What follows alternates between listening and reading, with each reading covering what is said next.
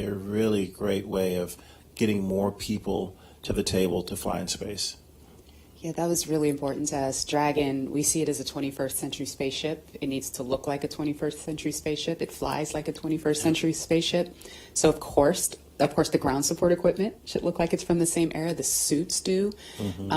All of that sort of future-facing technology and aesthetic is super important to us. Actually, right now, you can see that duct in the hands of member number 5 there. That is an ECS duct, or Environmental Control System duct. Once this original, who just went in? Was that Doug or Bob? I think that was Doug. Okay. Doug That was just climbed Doug, in. yeah. That is awesome. He's ahead of schedule. Somebody tell him to climb back They out. are booking. It is great. He's ready. He's like Leland. We were joking earlier about it. We were going to have to buckle Leland into his seat here to keep him from running out there. Yeah, if we had stayed outside, I was going to swim across the moat and run over and get in the vehicle with Bob and Doug. All right, But now Bob's going in. yeah, This is great. So the suit technicians are helping the crew climb inside. They're holding back the hatch seals to protect the seals on the hatch, but also making sure the crew doesn't hit their head or anything on the way in. Even though they have helmets, we still don't want that to happen. And you know, they climbed in a couple minutes earlier than we expected them to, but you know, Lauren, that, you know, SpaceX has rehearsed this over and over and over again with Bob and Doug, and you know, and I've heard them say, you know, well, we might be a little bit ahead of schedule if we're ready. It just gives them more time to check things out, you know. Yeah. So right now, what the crew, the suit technicians are doing is they're strapping the crew's feet into these restraints that the boots sit inside of. They're then going to close those 5-point harnesses around them. I know, Leland, you talked about some of the harnessing that you had in the past with the shuttle. yeah. I mean, this is such a more sleek design where there's one point to plug in to get cooling, communications, and everything. And we had a 5-point harness. We, had these hoses and things all over the place. But I think this is a much more streamlined look into the future of space travel. And similar to what was going in the ONC building during the suit checkouts, that seat umbilical is going to connect to the right thigh of the spacesuit. There is a fluid module that is connected to the spacesuit, and that provides fresh cooling air and also nitrox for the leak checks that are going to come up later. But the audio system is also going through that umbilical. So while the crew while the suit techs are getting the crew all buckled in, they're going to perform a comm check. And that's, again, similar to what was done at the ONC building, but this time the integrated two-way communications between the astronauts and the ground crew.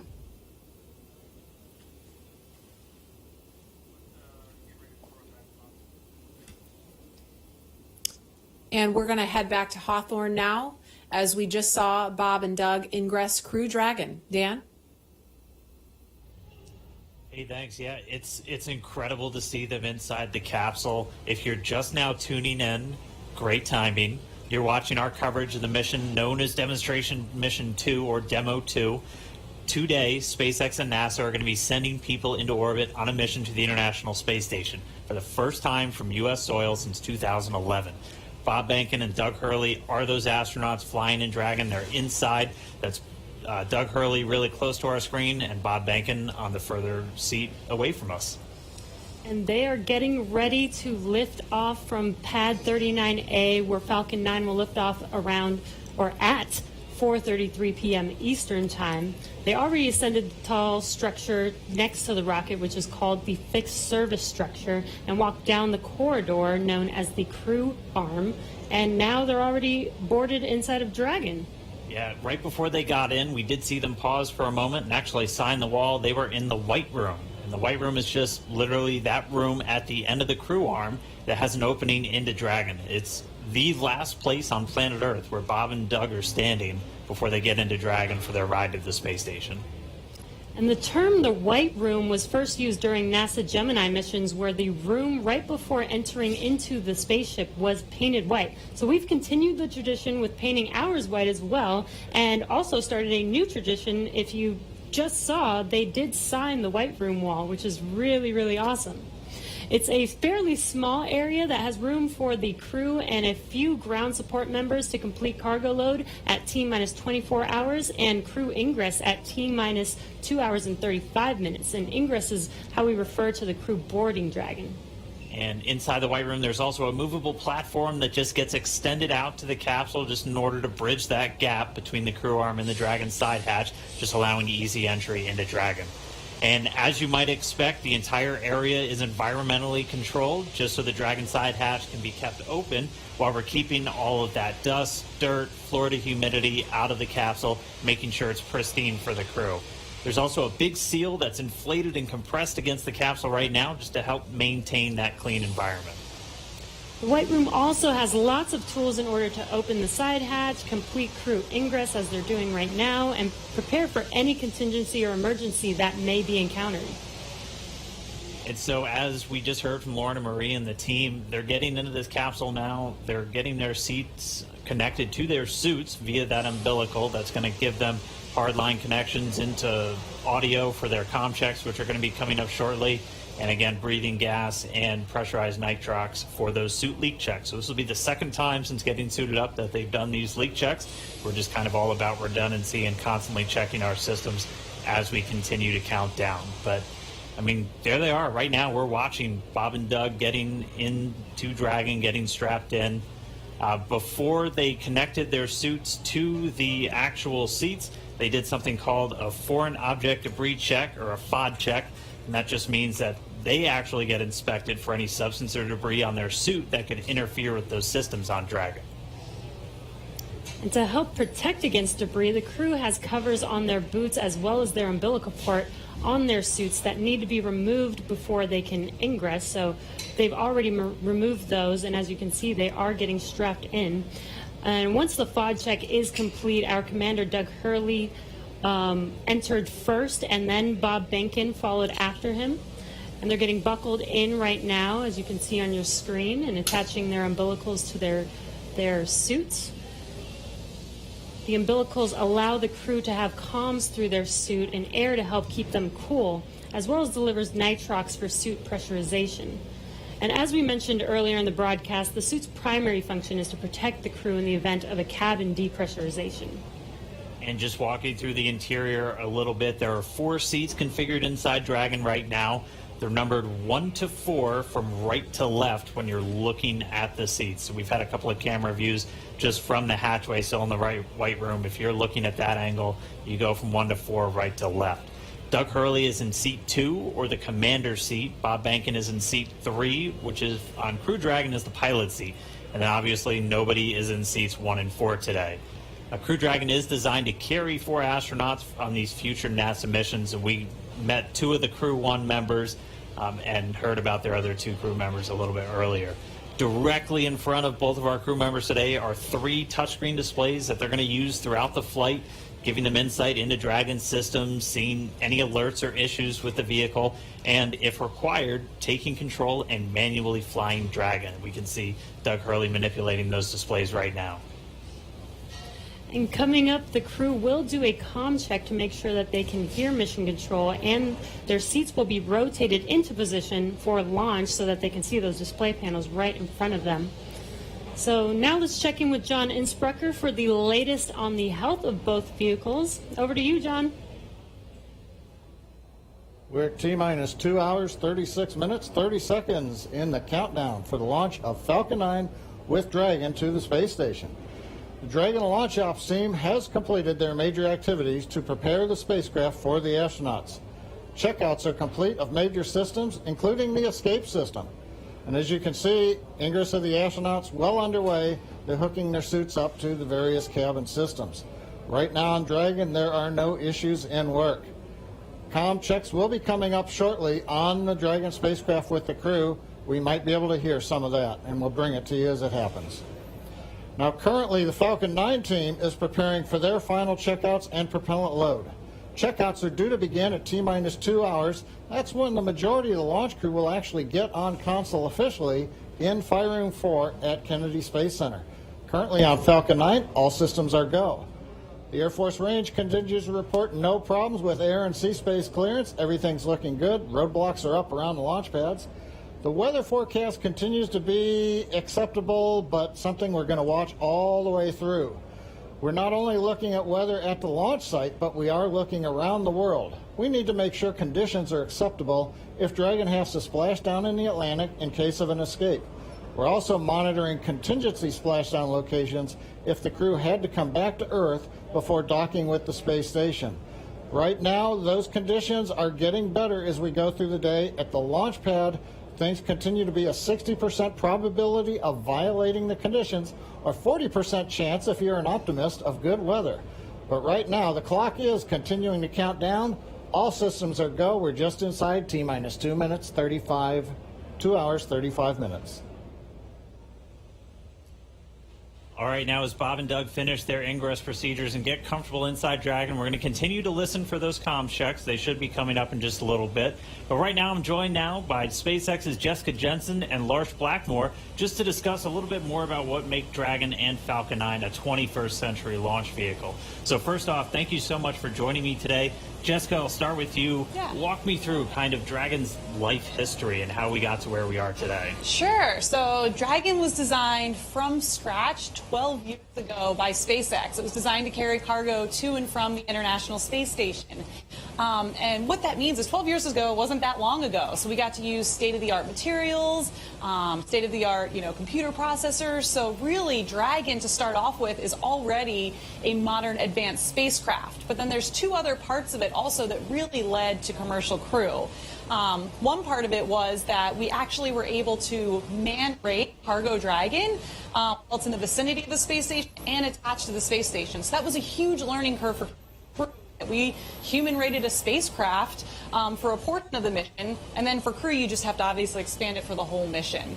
And then the last part was Cargo Dragon has been this amazing test bed for commercial crew. And what that means is we were able to test out like heat shield materials and parachute materials on Cargo Dragon before they ever flew on Crew Dragon. Very cool. And that's just one part of the equation. Lars, walk us through, again, just the flight history of Falcon 9 from the humble beginnings to where we are today. Well, Falcon 9 first flew almost 10 years ago today. And even though the first version of that rocket couldn't carry humans, the fundamental design was made with that goal in mind. Over the course of 87 launches, we've steadily improved the rocket so that now it has twice the payload to orbit that we started out with. We can land and reuse the first stage and the fairing, and most importantly for today, we have the reliability that we need for humans. Now, what's interesting is that reliability has come from steady upgrades and almost a decade of flight experience, but it's actually quite hard to prove reliability. This is something that the commercial airline industry has been grappling with for decades. And just like them, we rely on lots and lots of testing. So, for instance, if you take the Merlin 1D engine, that has to fly for about 6 minutes continuously to get to orbit. We took one of those and ran it for more than 250 minutes to get the statistical proof of reliability that we need. So it's that testing and lots of analysis that gives us and NASA the confidence that Falcon is ready to fly humans for the first time. And obviously a lot of additional upgrades, a lot of additional testing had to go just to make sure that both of these vehicles were human rated. So walk us through some of the specific upgrades to Dragon to meet that criteria. Yep. So the first one's pretty obvious. We had a Cargo Dragon. It has lots of cargo cubbies, so we took all of those out, replaced it with astronaut seats, crew displays, and crew controls. But one thing that people may not know is on Cargo Dragon, we've actually been flying mice to and from the International Space Station for years. And what that meant was we had to design an environmental control and life support system for Dragon years ago. It oxygen, it scrubs carbon dioxide, and among other things, controls temperature and relative humidity. So even though that was done on a smaller scale for mice, it was a learning curve on how to help man-rate a spacecraft when you have to do it for humans. And then, Lars, same question. What kind of specific upgrades had to go into it to certify Falcon 9 for this day? Well, I already mentioned the reliability upgrades. One upgrade that I think is particularly interesting is the launch abort trigger. So people probably know that Dragon has the ability in mid-flight to separate from Falcon and boost the astronauts away to safety in the case that there's some kind of emergency. And that could be triggered by the astronauts or by the ground crew. What people may not know is that Falcon itself has the ability to cause that trigger, and it will do that entirely autonomously using algorithms, software, and sensors. And that's particularly important in the case of a time-critical fault, where aborting quickly means aborting safely. And in some cases, Falcon can do this quicker than 0.3 of a second, so much faster than a human. And Lars, I'm going to pause right there for a sec. We're getting some comm from the crew. And so coming up shortly, we're going to hear these communication checks. Bob and Doug are going to be talking to several positions down on the ground, and they're going to be using both communication speakers inside of Dragon and inside their suits in a series of communications checks. They're also going to be doing these checks over different satellites and ground stations. PLT, com check, umbilical. CDR, loud and clear. PLT, loud and clear. Core, loud and clear. Umbilical contract complete. Stand by for ground station contract.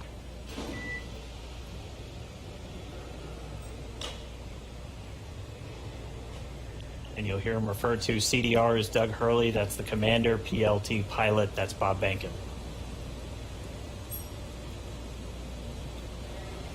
And so that first one we heard was through the umbilical, so that communication linked directly into their suit. Now they're going to do a communication check over the ground stations. We'll also hear one over TDRS, that's the Tracking and Data Relay Satellites. Same satellites we use to talk to the International Space Station. That's what we'll be using to talk and track Dragon throughout its entire flight.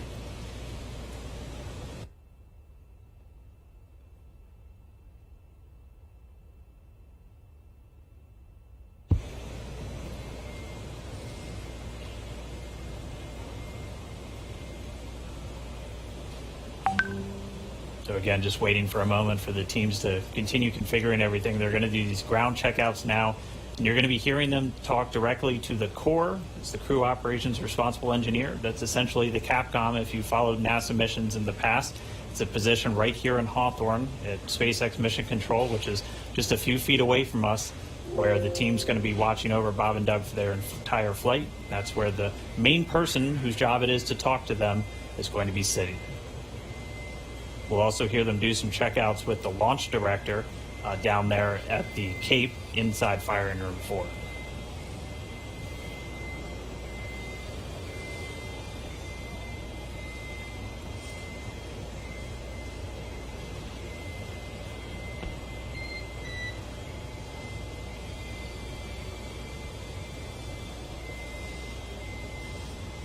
And you'll be hearing those very characteristic beeps. Dragon SpaceX contract.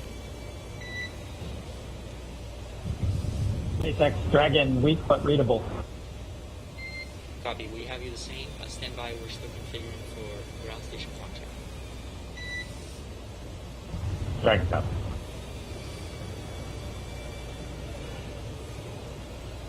And just to further explain some of those voice protocols that you're going to hear, you might be used to hearing Houston Station or Houston Shuttle or Houston Endeavor back when we were flying those specific shuttles.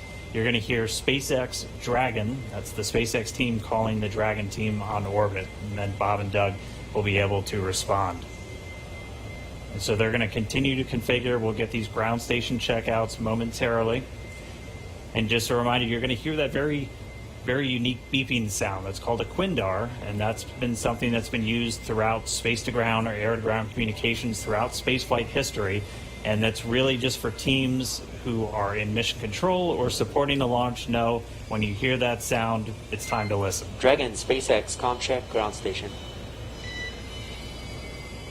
Dragon has a loud and clear, much better, Jay. And core, loud and clear. Ground station com check complete. Stand by for TDRS com check.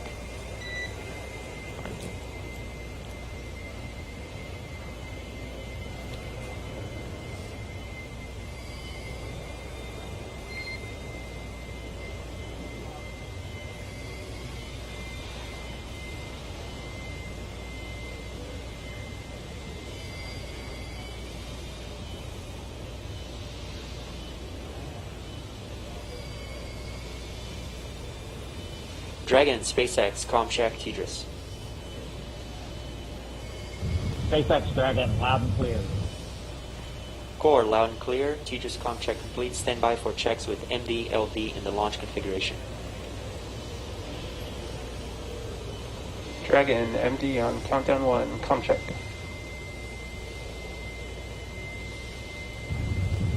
Jason, we've got you loud and clear. How you doing? Doing great. How are you guys doing in there? Stand by for comm checks. Ready to launch a spaceship. Agree. And stand by for comm checks over Dragon to ground. Dragon, MD on Dragon to ground, comm check. Loud and clear. MD, loud and clear. Stand by for comm checks with LD. Dragon, launch director on countdown 1, comm check. Mike, we've got you loud and clear. Good afternoon. Good afternoon, gentlemen. Let me try on Dragon to ground 1. Dragon, SpaceX launch director on Dragon to ground 1, comm check. Loud and clear. Have you the same? Dragon SpaceX, launch configuration comm checks are complete. Report when ready for seat rotation for section 2 of 4.100.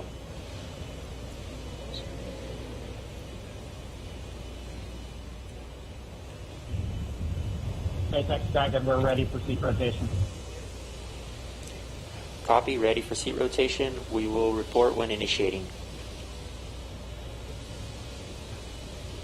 All right, so that wraps up those communications checks. Everything going good with the spacecraft. Bob and Doug talking to the teams on the ground. Pretty soon they're going to get their seats rotated. Bringing you back inside Hawthorne real quick, I do want to thank Jessica and Lars for joining me real quick, giving us that great insight into Dragon and Falcon 9. Hope you guys got a good spot staked out to watch the launch today. Great to have you on. Absolutely. All right. Excited. So we're going to throw it now down to Gary Jordan at Mission Control Houston, who I know is also following along. Over to you, Gary. Thanks, Dan. Great to hear good checks from Bob and Doug in the Dragon vehicle. Here in Mission Control Houston, Flight Director Zeb Scoville has pulled space station flight controllers, and all systems are go for launch. Essentially, the station is prepared for Dragon to arrive 19 hours after launch.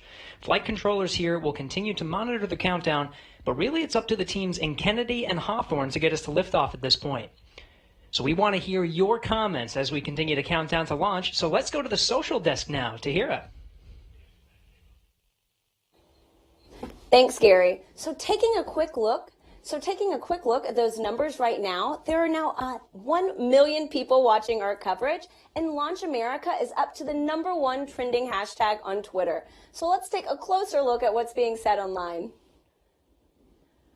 Okay, so right now we have Art Alexandria, and it looks like she's got a personal self-portrait, cosmic for sure, in her NASA flight suit. And guys, this is what I'm loving seeing online with this hashtag, is how everyone around the nation is making this launch uniquely theirs.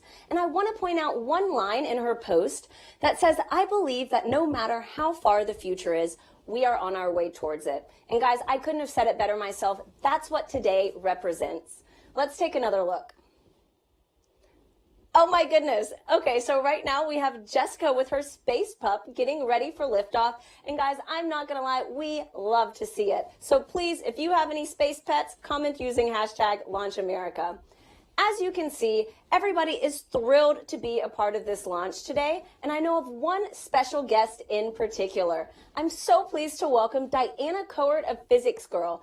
Diana, I hear you have a burning question for Mission Control, so go for it. Hi, Tahira. Thank you so much for including me on this incredibly special day. I'm Diana from the YouTube channel Physics Girl, and I've always been so fascinated by space and especially space exploration because we bring together so many people for such a complicated task to send a rocket up into space. So my question is along the lines of what goes into a mission like that? What we all know, I think we're familiar with how much preparation and training astronauts have to do, but preparing for a mission like this and maybe preparing in the future for a mission to the moon or to Mars, what kinds of things does the whole team have to do in order to prepare to launch a rocket?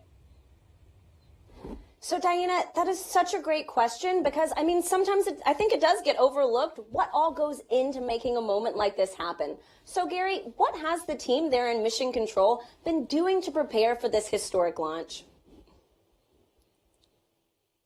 Thanks, Tahira. And Diana, that's a fantastic question. Really, the operations here are not just starting today. There has been a lot of training and a lot of simulations that have been going into preparing for this moment. Really preparing and getting everyone familiarized with every step of the mission, from launch all the way through docking, and throwing different scenarios at them just in case something were to happen. Every flight controller you see behind me will be prepared to respond effectively. Now, I do want to make a shout out that it's not just the flight controllers here in Mission Control Houston that have dedicated so much time to this launch. In fact, I've been talking to Zeb Scoville, the flight director here in Mission Control Houston, who said that even before he was a flight director back in 2014, they were working on some of the operations for commercial crew missions. But really, this team expands across the country. You've already seen a lot of people working in Hawthorne, in Florida, in Houston, and really it takes an integrated and dedicated team to make a mission like this possible. Diana, thank you so much for the question. And really thanks to everyone sending in questions and for sharing in this historic mission today. Remember, as you're posting, to use the hashtag #LaunchAmerica. I do want to make a shout out to the flight controllers here in Mission Control Houston. In fact, some traditional flowers have been sent to Mission Control Houston. This dates even back before the shuttle days for every mission to dedicate it to the operations and the controllers here who are working so closely and are integrated in every part of the mission. But now let's head over to Hawthorne for the latest status on the crew and on Dragon. Dan. All right, thank you, Gary. As you can see, Bob and Doug in a little bit different position now. Their suits have been rotated to the launch position. So this just puts their backs a little bit more horizontal with the ground itself, or parallel with the ground itself, and places those displays directly in front of them. We've also already moved into suit leak checks, so this is the second time they've had these leak checks done in their suit. So pressurized nitrox now flowing into those launch and entry suits that they're going to be wearing throughout the dynamic phases of this mission. So right now we are under 2 hours and 20 minutes from launch. We're about 2 hours and 18 minutes and counting from liftoff of the Falcon 9 from the Kennedy Space Center in Florida. It's going to be carrying our NASA crew members today, Doug Hurley and Bob Behnken, aboard SpaceX's Dragon spacecraft. It's been a really exciting day so far. We're fighting against that weather, but we're continuing to press on for launch. The crew has been up since about 6 a.m. as they prepare to head to the International Space Station for part of this Demo 2 mission for NASA. Yeah, and as you can see on your screen, it looks like they're just waiting and getting ready for this mission today. It's been such an exciting day so far. Again, as Dan said, their seats are rotated into launch position so that they can see those screens that you see there on the left side right in front of them. Their suit leak checks have been complete. Their comm checks are complete. So let's throw it over to Lauren in KSC. All right. So Dragon hatch close is expected at T-1 hour and 55 minutes, and we are just pretty close to that. It's getting really, really close. So this is one of the the final key visual milestones on that timeline to lift off, the closure of that hatch and locking Bob and Doug inside. Now, we have a couple of special guests joining us with Daryl at the OSB-2 viewing location. That's NASA Administrator Jim Bridenstine and SpaceX Chief Engineer Elon Musk. Daryl? That's right, Lauren. We're here on the 5th floor. We were supposed to be outside on the balcony overlooking pad 39A, but we have come indoors due to the weather. But we are here with two titans of space. And though it might look like this is a reunion of a 90s boy band, it is not. We are socially distanced for good reason.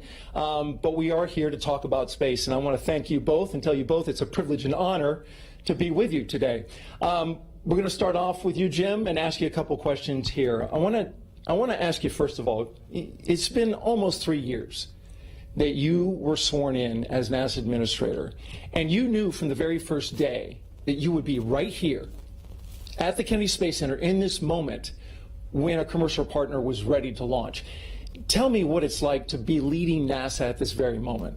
So I want to be clear. I did not know that when I got sworn in. I will tell you, a lot of folks said it couldn't be done.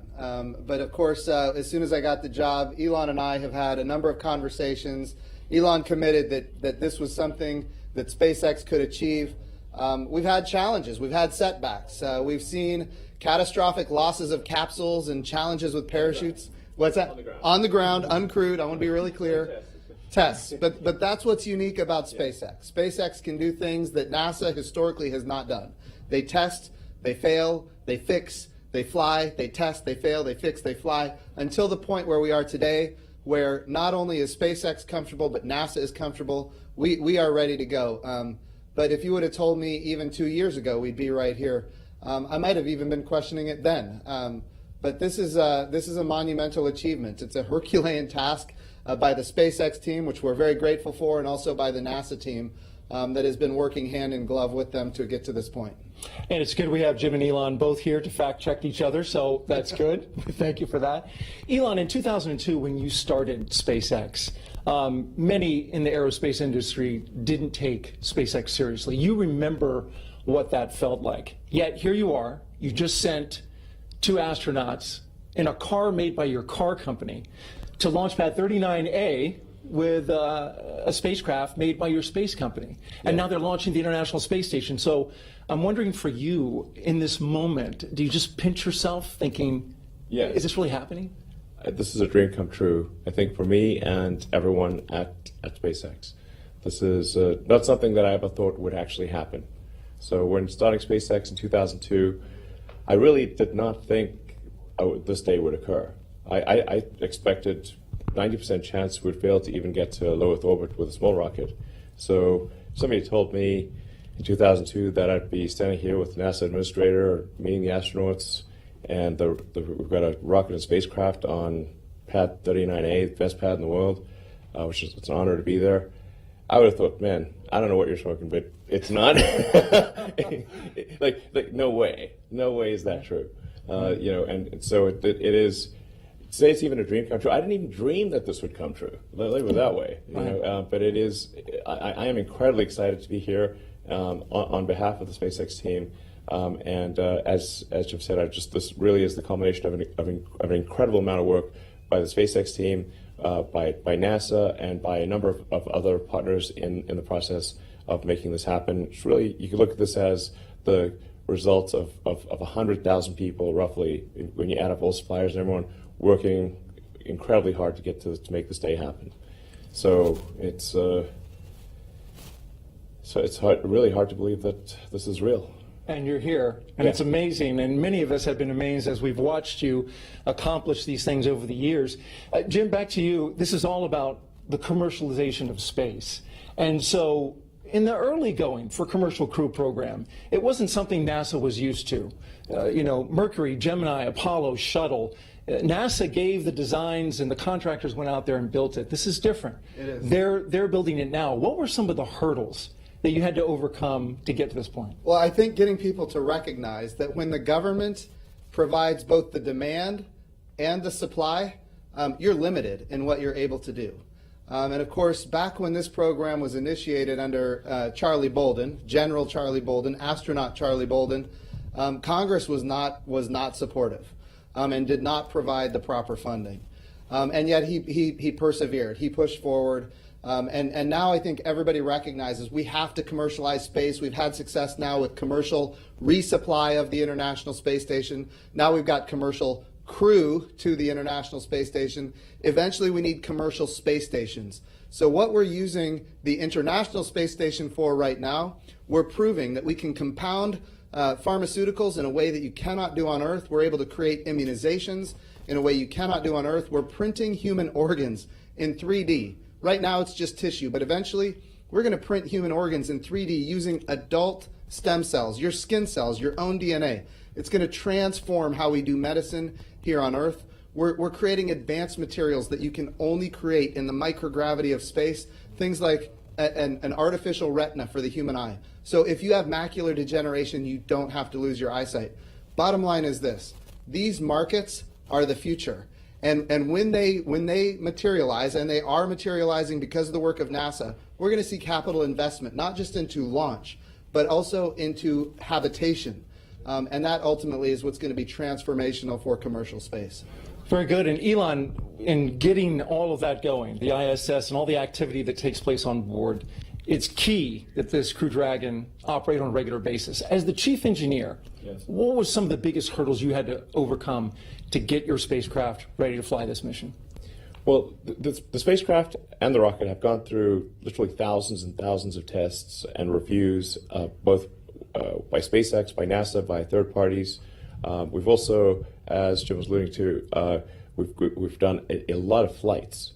So one of the things I think that's very helpful about this flight, about what we're about to do, is that the rocket has flown many times. In fact, even in this essentially this configuration, it's flown about 20 times. So that means we really have, I don't want to tempt fate, but a well-proven rocket. And we've flown Crew Dragon to the space station once successfully and brought it back. We've done a tremendous amount of testing on the ground, and when you do the testing on the ground, you always push the limits. So you want to try, you push it way beyond what you'd expect in flight. So sometimes you break it because you kind of want to break it on the ground during testing to see what the limits are. So this is a result, like I said, of thousands of tests, of thousands of design hours, and a tremendous number of smart people working incredibly hard to make this day happen. And you've got 2 astronauts on board now. Yes. Do you feel that responsibility? Yes, absolutely. I felt it, I think, most strongly when I saw their family just before coming here. And did you say anything that you can share? So we've done everything we can to make sure your dad's come back okay. Thanks for sharing that with us. Jim, you had some words with the astronauts. What was your take on how they were feeling? I will tell you, Doug Hurley, Marine Corps test pilot, of course, veteran of multiple space shuttle missions. Bob Behnken, flight test engineer, United States Air Force, again, veteran of multiple space shuttle missions. This is not new to these guys. All I could do is convey to them how much all of America appreciates what they're doing, that the entire world is watching, and just how grateful we are as a nation. And I will tell you, their demeanor is loose. They are ready to go. They were joking around. They were talking about what they have for breakfast and how it might come up later. It was steak and eggs. Yeah, I saw that. Yeah. Right. So it was nice to see. They are in their element, and we are just so grateful and proud of them. Well, that's good to hear. That gives you great confidence, I'm sure, in your positions as you hear that. We're going to go to a social media question, and we've got this question coming from Brooklyn, and she wants to know, I noticed some changes in the crew spacesuits. They look much thinner and lighter. What changes in the space capsule allow to have these futuristic suits? Well, we spent a lot of time designing the spacesuit. I personally spent a lot of time on the spacesuits. It took us 3, almost 4 years to design suits that both look good and work well. So you can see a spacesuit in the movie, looks good, doesn't work. and then you can make a spacesuit that works but doesn't look good. Because fundamentally it's a pressure suit that's got to survive in vacuum. Right. So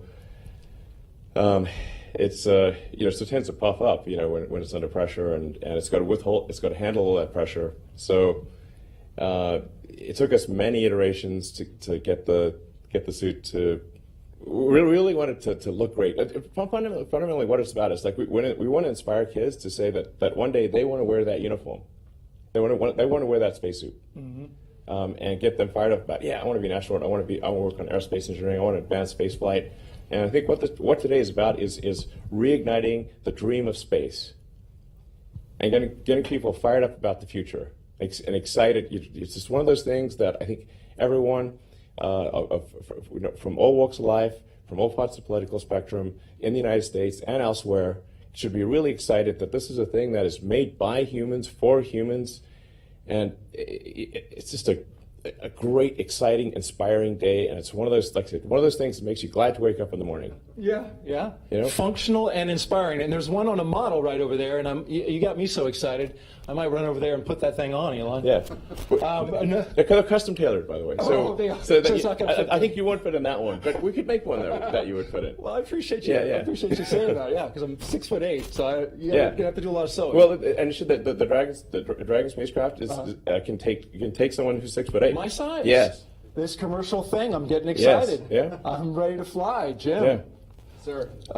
We've got another social media question we're going to ask. Ashton J. wants to know, how do you think that launching astronauts on American soil for the first time since 2011 will revolutionize future missions? Yeah, so what we're doing here is unlike anything we've ever done before. We are not purchasing, owning, and operating the hardware. We are turning to commercial industry. And going back to the spacesuits, it's the same for the capsule, it's the same for the rocket. We did not tell industry what to build. We gave them top-level requirements. We said, here's the requirement for payload, here's the requirement for safety. And then we let the innovators, commercial industry, American commercial industry, innovate, and they came up with solutions that had never been dreamed of before, and that's the success of this program. So we're really revolutionizing how we do spaceflight, and I really think when we look into the future, we're going to see these models of doing business with public-private partnerships apply not just to low Earth orbit, which is what we're doing today, but we're taking this model to the moon and even on to Mars. And I hear something about Tom Cruise shooting a movie at the International Space Station. Is that right? I'll tell you what I told Elon just yesterday, and that is this. People ask me about Tom Cruise all the time now, and the answer is yes. We would love Tom Cruise to fly to the International Space Station and make a movie. I'm all for that, and we're going to do what we can to make that happen. But you should know this. There was a day when I was in elementary school, and I saw the movie Top Gun. And from that day, I knew that I was going to be a Navy pilot. It's just the way it was.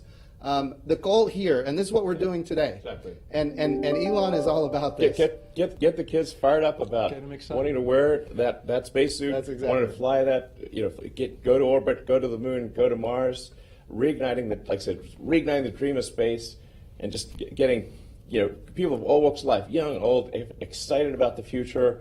Excited. I think anyone who has within them the spirit of exploration should love what's going on today. And if we can get Tom Cruise to inspire an elementary kid to join the Navy and be a pilot, why can't we get Tom Cruise to inspire the next Elon Musk? That's what we need. We need a new generation of many Elon Musks, and that's what this launch is about today. I want to say, speaking of this inspiration piece, it's not by chance that we have the Secretary of Education of the United States of America here.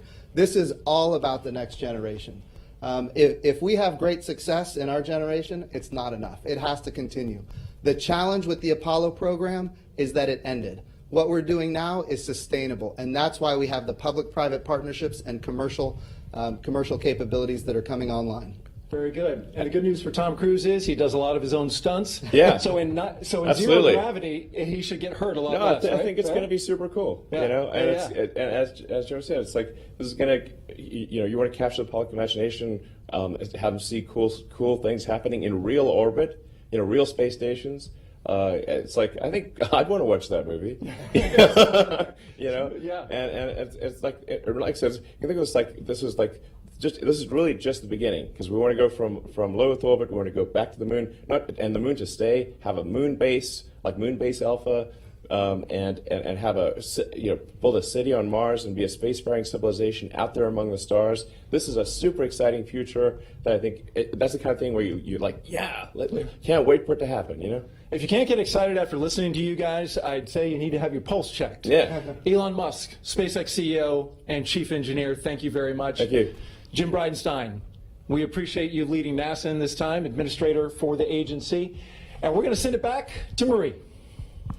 All right, thanks a lot, Daryl. We saw in the meantime, while that interview was going on, the hatch actually closed. So that happened a few minutes earlier than we expected to. Our timeline has that happening at T-minus an hour and 55 minutes. So a few minutes ahead of schedule right now with hatch closed. And you can see the pad teams, they're just working on things now.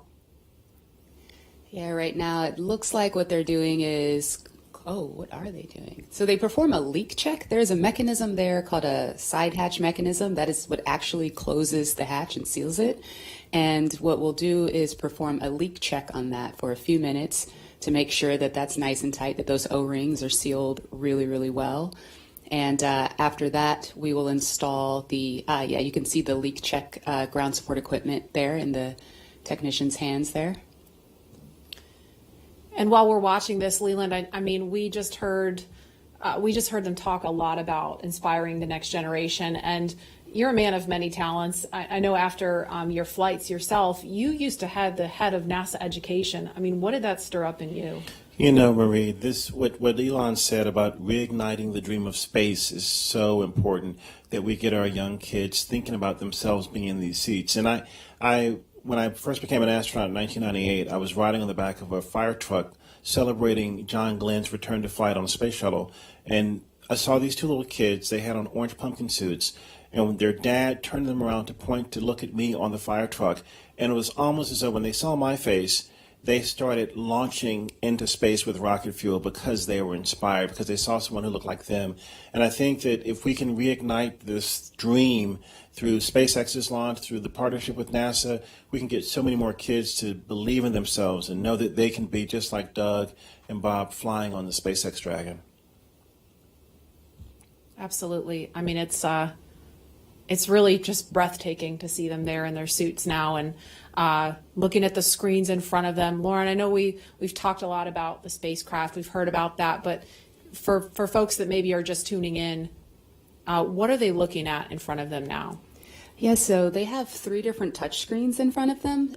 Overall, that whole assembly there is called the control panel. So you'll have those 3 LCD touch screens in front of them where they have, the displays are showing them details on the vehicle's pressure, its temperature, there's audio control. That center screen has the procedures that they're going through today on day of launch. You can also see the vehicle's attitude. You can see its velocity, its apogee, its perigee, its inclination, details on the status of the hatch, the thermal control system loops, basically all the cool stuff that helps them have situational awareness of the vehicle. That's displayed on those displays. Additionally, there are some actual buttons on that button panel that you see down below. And some of the things that allow them to do is if the crew ever needed to do any sort of manual overrides like that, right in the middle, right underneath that center LCD screen, that's the crew's ability to initiate an abort. It's called an abort handle, and it's right in the middle where both crew members could use it if they needed to. And the audio controls are also on those button panels. When they're not in their suits, there's actually speakers that are coming off of the control panel that allow them to hear mission control, hear the core, hear ISS, when they're not in their suits where the audio systems are integrated into that. And we see them using the touch screens now. Leland, what's your take on this? Because this has got to look totally different from what you were looking at during shuttle. Touch screens. We had these displays and these buttons, and it was one of those moments when I'm looking at this now when I had knee boards that had procedures and things on there, and the procedures are now all run in that middle screen, and the malfunctions and the things that you do to mitigate problems with the vehicle if something happens, it's all controlled right there with the 2 of them. And so it's a radical departure from what we did with the shuttle, but it's again ushering in this new era of space travel. For post-ingress brief and a check on how that suit air feels about now. And we're going to listen now for an announcement We're ready. about hatch closer. Copy. Well, today we are not tracking any issues on Dragon and F9 currently. For a weather update, the weather line that is overhead, which is what you saw when you were ingressing, is now moving offshore. The next radar return is a cell over Orlando, which is expected to be our decision gate for today, and that is currently eroding. That's good news. Thank you. Copy. And then one additional item, the Cabo, the orbit site, remains as briefed, so no change there. But I do want to make you aware that that is slightly west of Cabo for go weather. So you just want to target the longitude if needed. Okay, Dragon copy, slightly west. We'll target the longitude, and the suit air has cooled off, so we appreciate that as well. Copy, outstanding. Let us know if you have any questions, and we'll keep you posted as the closeout team completes the leak check. Dragon copy.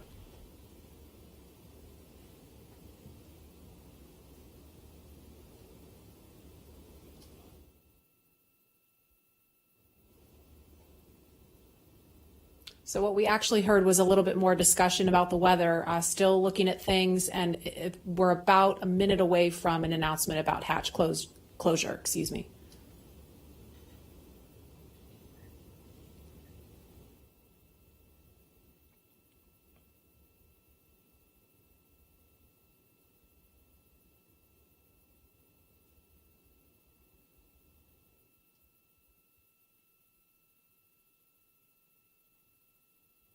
If you're just joining us, we're at T minus 1 hour, 55 minutes and counting, and we're expecting an announcement to confirm hatch closure in just a few seconds.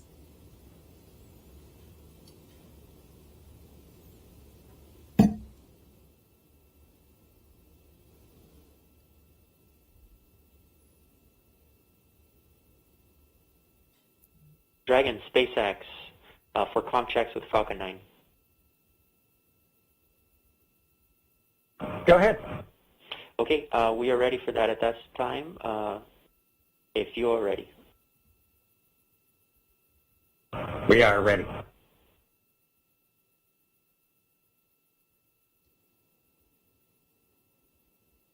All stations up on countdown net for section 54.49, F9 responsible engineer communication check with the crew.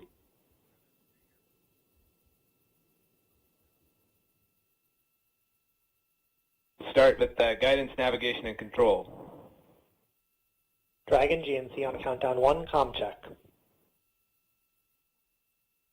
GNC, Dragon, loud and clear. Loud and clear. GNC loud and clear. Stand by for comm check by the propulsion engineer. Dragon, prop, countdown 1, comm check. Prop, Dragon, loud and clear. Loud and clear. Prop, loud and clear. Stand by for comm check with avionics engineer. Dragon, avionics on countdown 1, comm check. Avionics, Dragon, we have good loud and clear. Loud and clear. Avionics loud and clear. Stand by for comm check with the ground segment engineer. Dragon, ground segment on countdown 1, comm check. Ground segment, Dragon, loud and clear. Ground segment loud and clear. Stand by for comm check by launch control. Dragon, launch control on countdown 1, comm check. Launch control, Dragon, loud and clear. Launch control loud and clear. Stand by for comm check by the chief engineer. Dragon, chief engineer on countdown 1, comm check. Fala, Dragon has you loud and clear. Chief engineer, loud and clear. This completes the F9 responsible engineer's comm checks. Dragon, chief engineer on Dragon to ground. Go ahead, sir. I was just doing a comm check on this loop. Good luck, guys, and go ahead.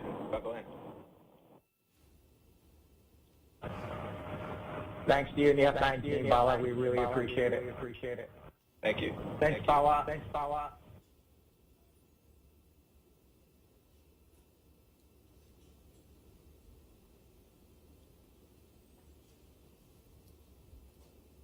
So we just heard a series of comm checks there, and Lauren, I don't know if you want to describe a little bit more about why that's important, and we heard the acronym GNC. They said guidance, navigation, control really quickly, and then went back to the acronym GNC. Can you kind of explain to folks what that means? Yeah, the launch chief engineer, Bala, as you heard them thanking him towards the end, initiated a comm check with all of the different subsystems that those engineers that are on console and those operators today, and talking with the crew, making sure that they were able to communicate with them bidirectionally, and just handing that check off from all of the different stations on console today. That was really, really cool. We obviously don't do that when there's a satellite on top of the rocket, so this is the first time for a real flight that we've done that operation, which is very awesome. And now that the hatch is closed, a lot of the work of this team is done, but I mean they're obviously not finished. They're not ready to leave the white room just yet. You were talking to some folks about what's going on in this room now. Yeah, that's right. They should be completing the hatch leak check. That's you sort of pressurize that area between. There's two O-rings that are there, and we want to pressurize that area, see if it holds pressure. It's a very, very sensitive test, very high criteria for passing. And so once that leak check is shown shown to be okay, and that the capsule or that those O-rings are able to hold pressure. What the team will do is they'll go back into that area, into that access panel, and install what we call the SPEP, which is the side pressure equalization plug. Once that is plugged, you've really closed everything up. And when the crew splashes down, what they'll actually do is pull that plug to equalize pressure across the hatch, so that you don't cause the hatch to buckle due to a pressure, the hatch or the capsule, the weldment, any of the vehicle to buckle due to a pressure differential. So they should be adding that plug, and then they'll cover up that side hatch access panel with the TPS panel or thermal protection system panel, close it up, and that'll make sure it stays safe on ascent. And now, obviously, we're looking at a view from the outside, the top of Falcon 9 and Crew Dragon. Confirm a good side hatch leak check. Dragon copy, good leak check.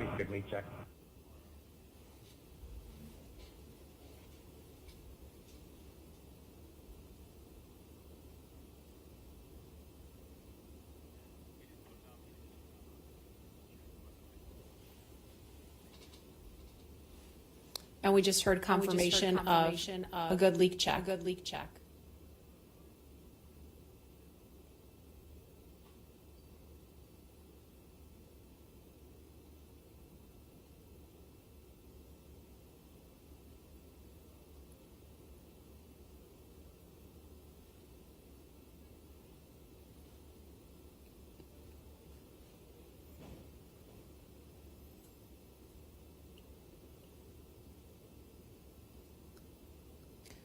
If you're just joining us, you're looking at the Falcon 9 rocket with Crew Dragon sitting on top. Inside that capsule on top are NASA astronauts Bob Behnken and Doug Hurley. And we are inside of 2 hours until liftoff, if the weather holds up.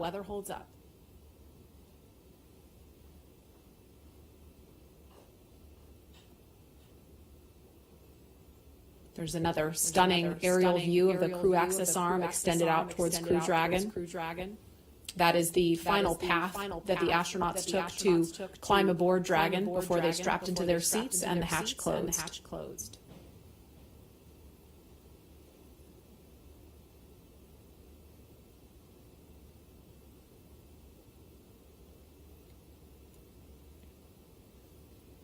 And no doubt, Bob and Doug are focused on the mission ahead, but we also heard the administrator and Elon Musk talking about how they've been kind of jovial and joking around. And Leland, you kind of mentioned to me during that segment that's really important.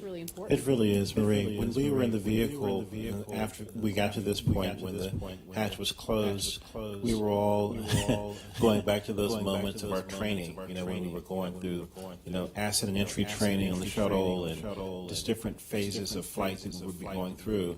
And we would think about some of our instructors who got us there. In our crew notebooks, we would have names of people that were very impactful in making sure that we were perfect in our training. And that looks like a view of Air Force One. Flying near Launch Pad 39A for a special guest to have a special view of the astronauts on the launch pad. President Trump on board, making his way to Kennedy Space Center to hopefully view a launch at 4:33 this afternoon.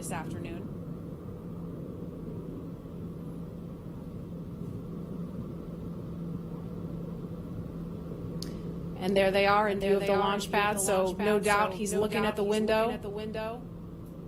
Looking out the window at Bob and Doug on the pad. That's got to be an amazing sight to see from on board Air Force One.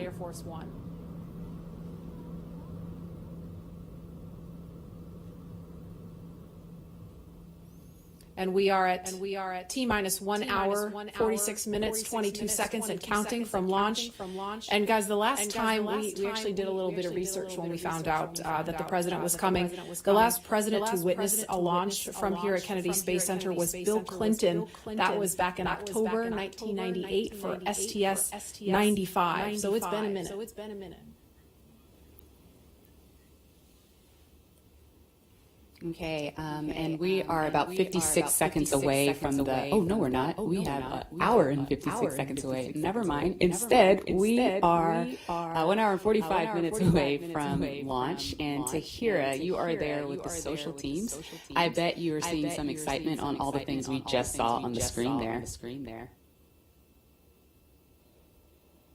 Hey, Lauren. I mean, like you said, things are really ramping up on social media right now, especially seeing that hatch close and also just watching this flyover happen. We are up to 1.7 million viewers across all of our social media channels. And let's check out what people are saying on Twitter right now. So it looks like we've got more creativity still going on. Some people are crying with pride in Houston. Feel it. We even have Elizabeth Banks, who from the Hunger Games. That's awesome. We have more just good luck and well wishes for Bob and Doug across the nation. This has been a constant online today, which is so great to see. More just future astronauts and kiddos getting excited. We even have the band Bastille tuning in for launch. This is awesome. And just looks like more people standing by to witness this historic launch today. And so, guys, on top of what's being said on social media, we've also got a lot of well wishes from everyone across our country showing us what today means in their creative way. So let's take a look at that video. I am so ready to launch America.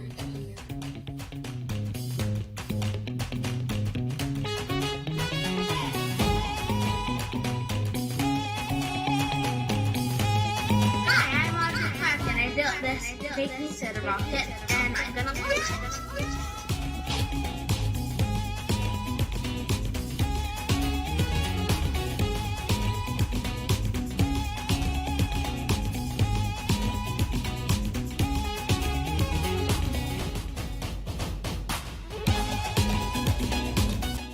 Christina, thanks for joining us. Great to be with you, Dan.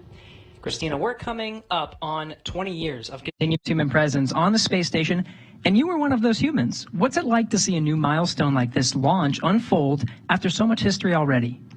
So much history indeed. It is really just such a testament to NASA. Not only are we pushing the boundaries of knowledge and discovery, pushing the boundaries on how we accomplish that mission. We're bringing in commercial partners. We're fostering a space economy. So we're making sure that we're always pushing forward, always taking that next step. I think it's such a privilege to be part of an organization that recognizes if we're not actually making steps and innovating every single time we do this, then we're not truly answering humanity's call to explore and to push those boundaries.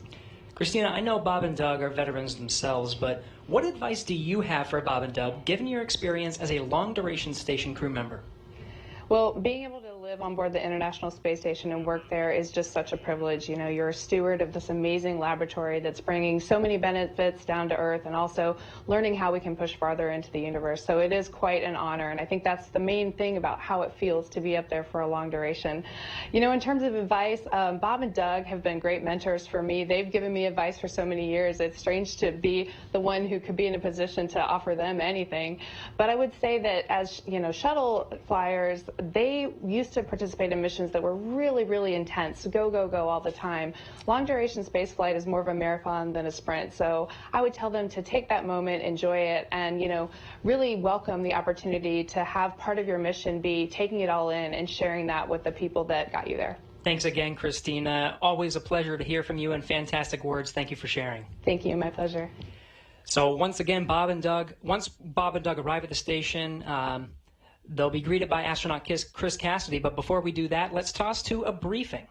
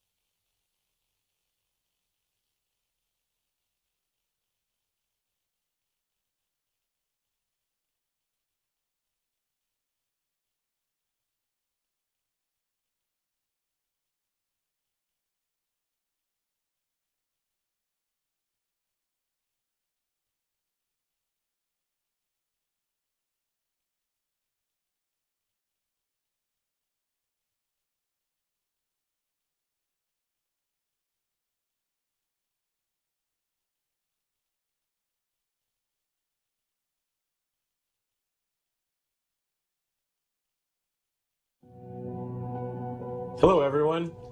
I'm astronaut Chris Cassidy, commander of Expedition 63 on board the International Space Station, flying 250 miles above the Earth. Like you, I'm excited about today's launch and the possibilities it will bring to America and to the world. But also, I'm very excited that two close friends will be arriving and joining the crew. I had the privilege of flying with Doug Hurley on both of our first shuttle missions back in 2009. Together, we came to the International Space Station and helped construct the amazing facility that it is today. Although this will be my first mission with Bob, it was my honor to follow him as the chief of the office when he left back in 2015 to begin training for this amazing mission. Personally, I've been very fortunate to fly in two different spacecraft. Launching from America on the shuttle, and most recently launching from Kazakhstan in the Soyuz. But I can't tell you how exciting it is to know that we're once again launching Americans from the coast of Florida. And finally, here's a story I'd like to share with you. Back in 1981, John Young and Bob Crippen launched on Space Shuttle Columbia, the very first space shuttle flight, marking the last time we flew Americans on a brand new vehicle.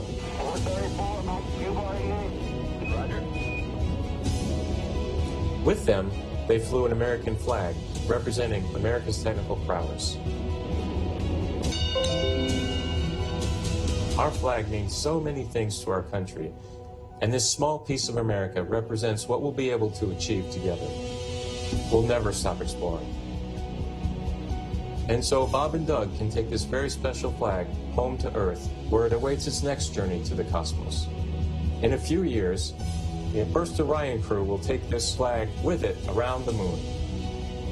All of this starts today. I'll be watching outside the window along with everyone else in America and around the world.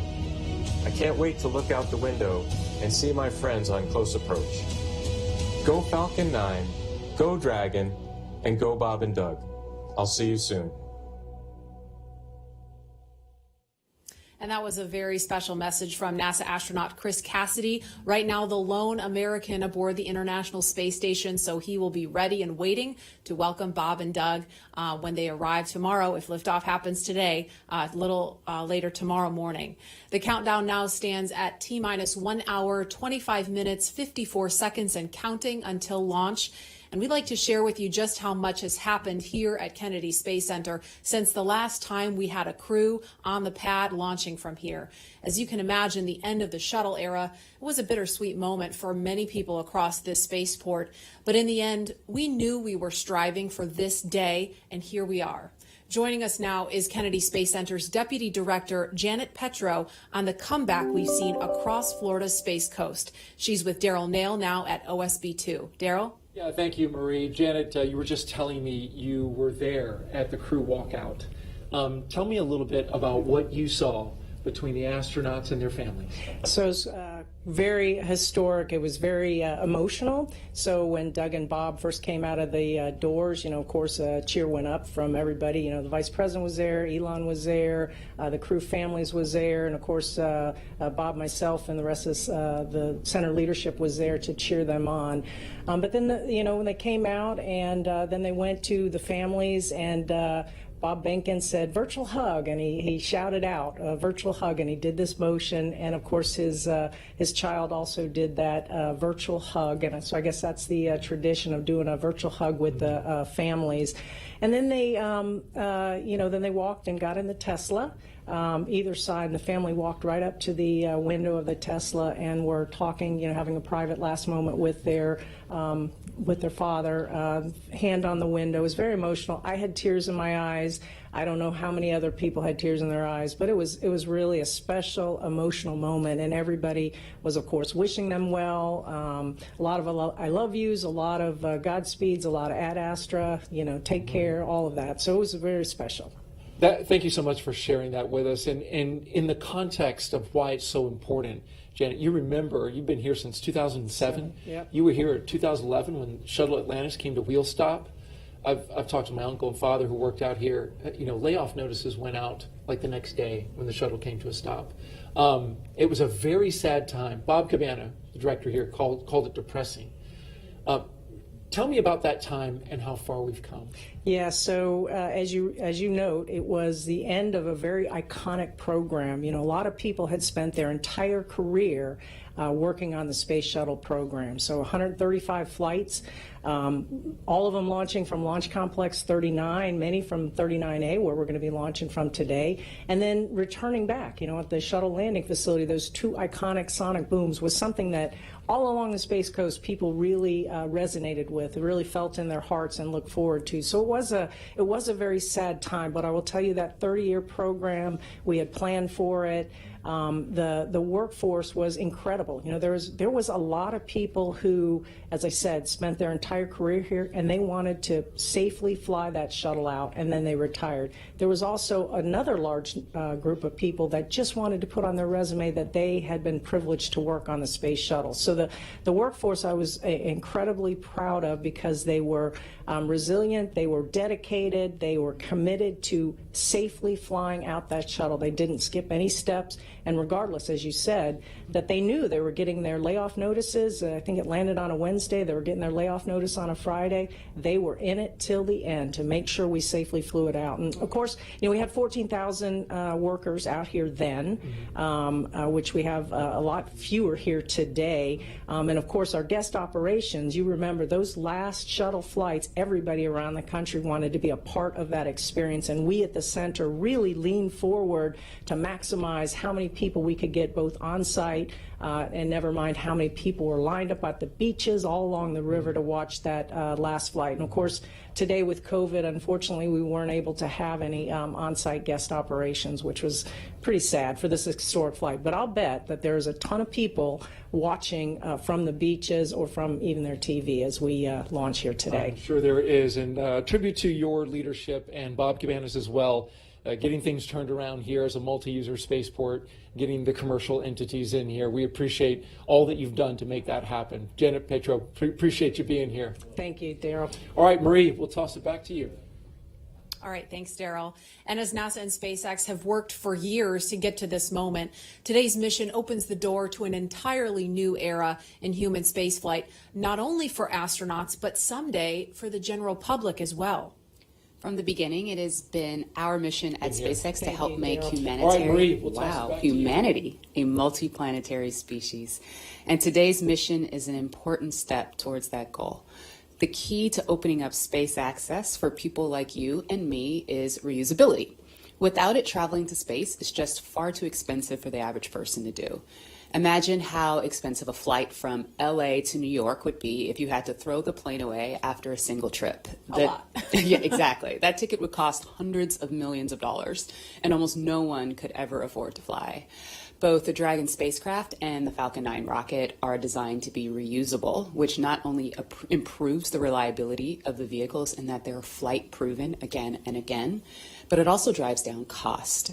This is essential to enabling not just a handful of people, but rather hundreds of thousands of people to get out there and to explore the moon, Mars, beyond. And I, for one, it is my dream to visit Jupiter's ocean moon, Europa. Leland, you're one of the lucky Earthlings that's had the opportunity to get off the planet and go explore. Where would you like to go next? You know, Lauren, I think I would like to go to Mars and, you know, be there for, about a year each way and then a year on the Martian surface. But the one condition I would have, my pups would have to go with me because it's about exploring new places, but taking your family with you. You know, we have these crewmates that are people that you get to know and love, you know, over a course of training, but it's nothing like having your family with you. And I think that's something that we're going to be seeing in the future, people living and working on other planets as a family. I think there are a lot of people who want to see your dogs with you in space. Well, we've seen them in an official portrait. I know that the dogs came in with you to take a picture in your spacesuit back in the day. Yeah, it is. Well, we kind of snuck them in. No dogs allowed at NASA. Well, they had their moment. They sure did.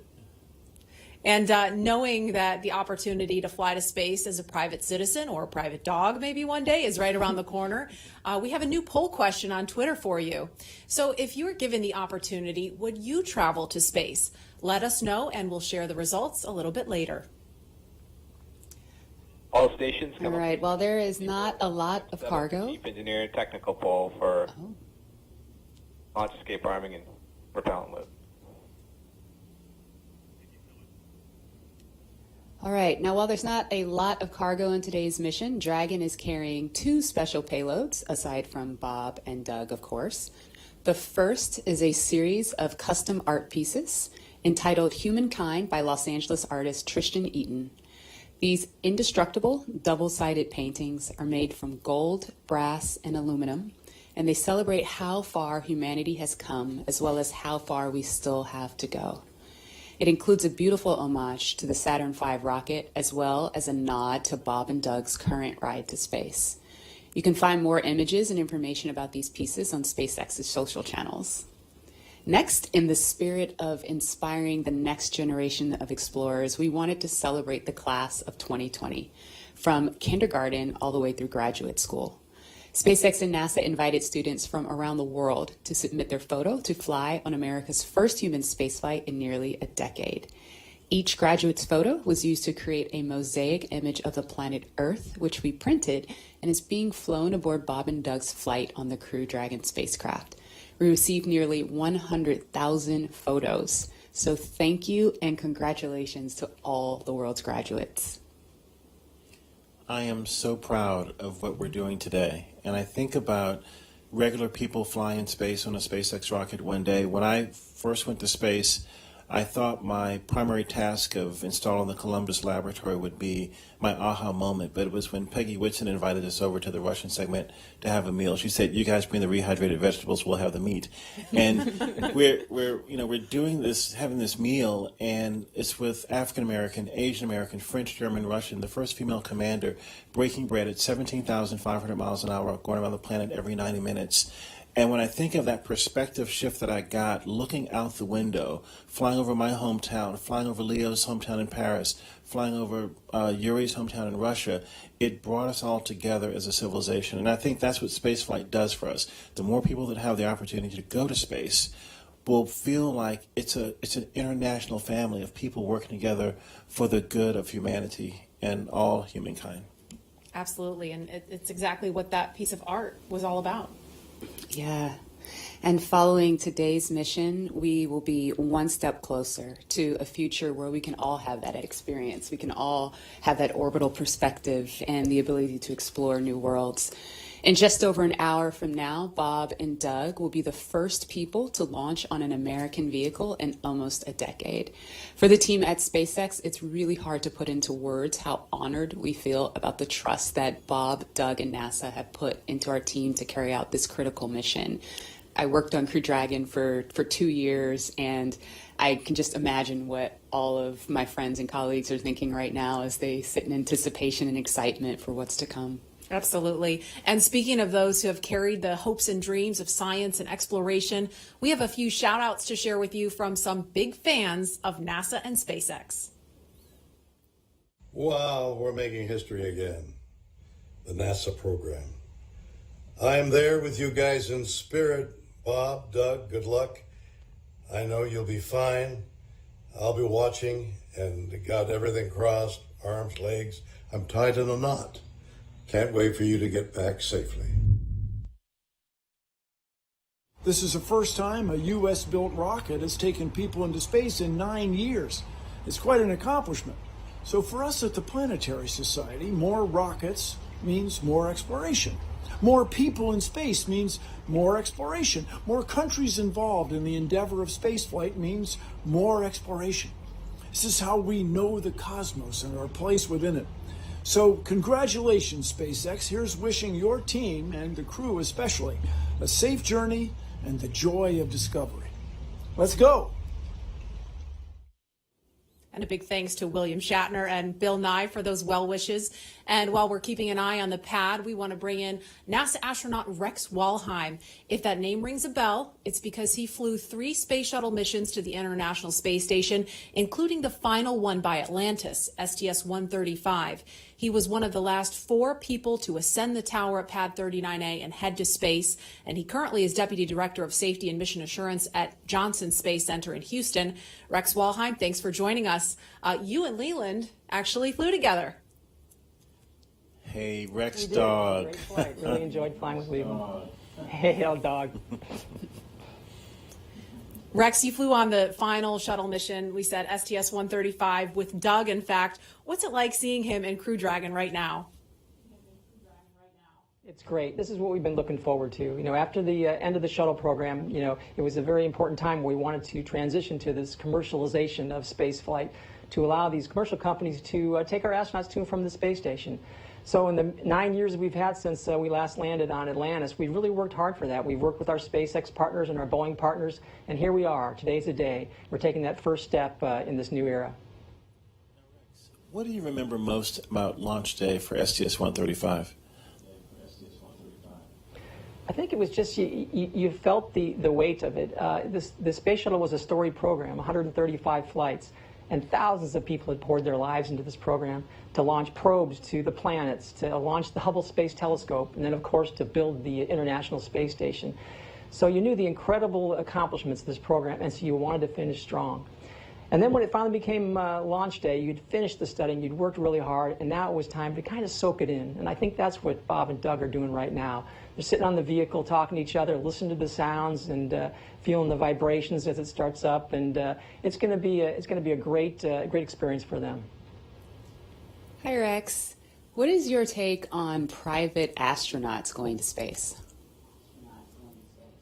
I think it's great. I think the more we can do to commercialize space, to make access easier, the better we are. And I think that's part of this whole program. You get the cost down, the more people can afford it. You get the cost down, you can do more things in space, more science, more research. And it is a transformative experience to fly in space, and I wish more people could see that. When you look out on the planet, like Leland was talking about earlier, with your crewmates from different countries all around the world, it gives you a different perspective. It gives you a perspective that we're all crewmates on this planet Earth. And we kind of get that now with the pandemic. We understand that we're all in this together. And that's what the space program does, and I want to see more people get a chance to see the Earth from that vantage point, and I think it'll bring us all closer together. Okay, Rex, a very serious question here. The worm or the meatball? Leland, I saw you dissing the worm earlier. How can you do that? The worm is awesome. I'm so glad to have the NASA worm insignia back. It's great. All right, well, thank you very much, Rex. We appreciate you. And as we watch Bob and Doug there in the capsule, we are an hour, 10 minutes, 57 seconds and counting from launch, and we're going to send it over to Hawthorne for an update. Jesse? Thanks, Marie. We're just an hour and 13 minutes away from launch, and things are really getting ready to pick up here. Since arriving at the spacecraft, Bob and Doug were helped by our closeout engineers to get into their seats, attach their suits to special umbilicals that provide breathing air, pressurized nitrox, and a communication link to Dragon systems.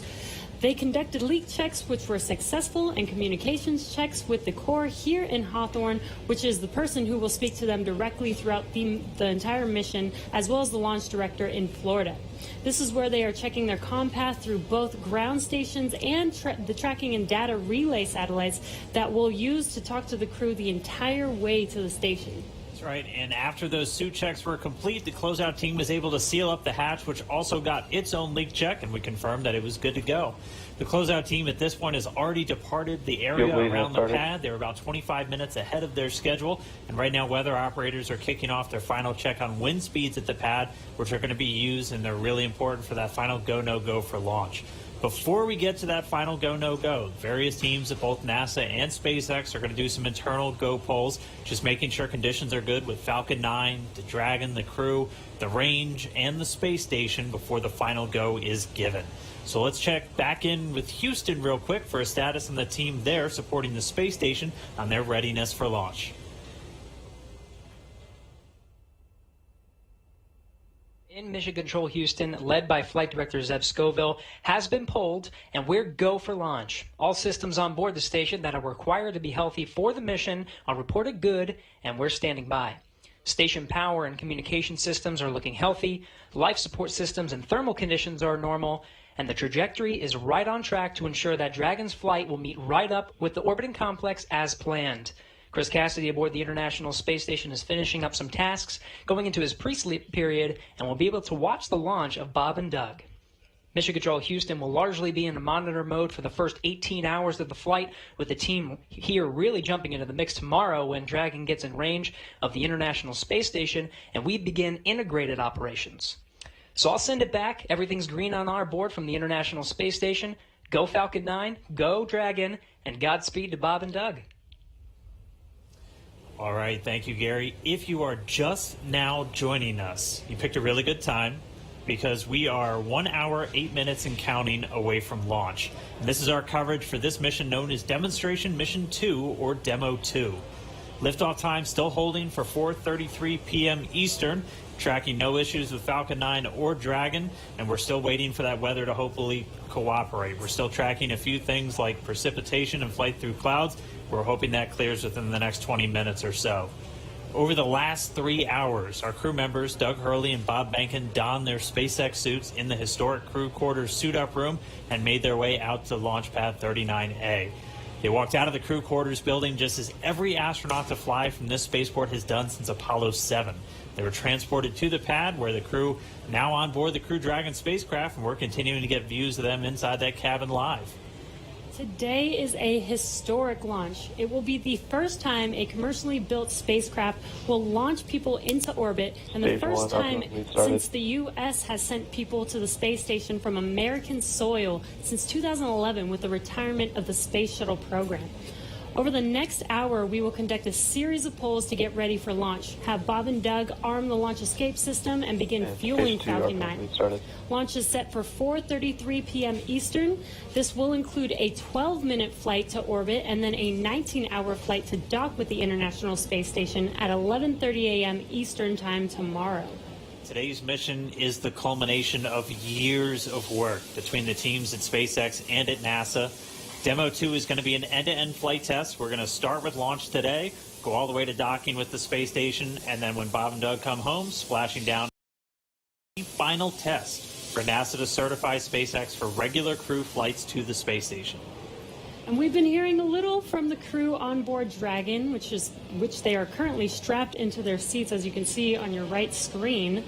They're already through their seats, or they've already been strapped into their seats, and through communications and leak checks, they're able to follow all the milestones still ahead on those displays just above them that you can see there. Go ahead. Yeah, we're going to equalize the pressures in the common manifolds just to raise them a little bit. So we will be momentarily cycling the tank isolation valves.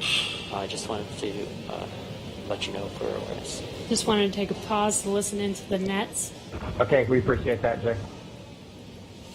So they'll be getting insight into all of the Dragon and Falcon 9 systems as we proceed towards launch.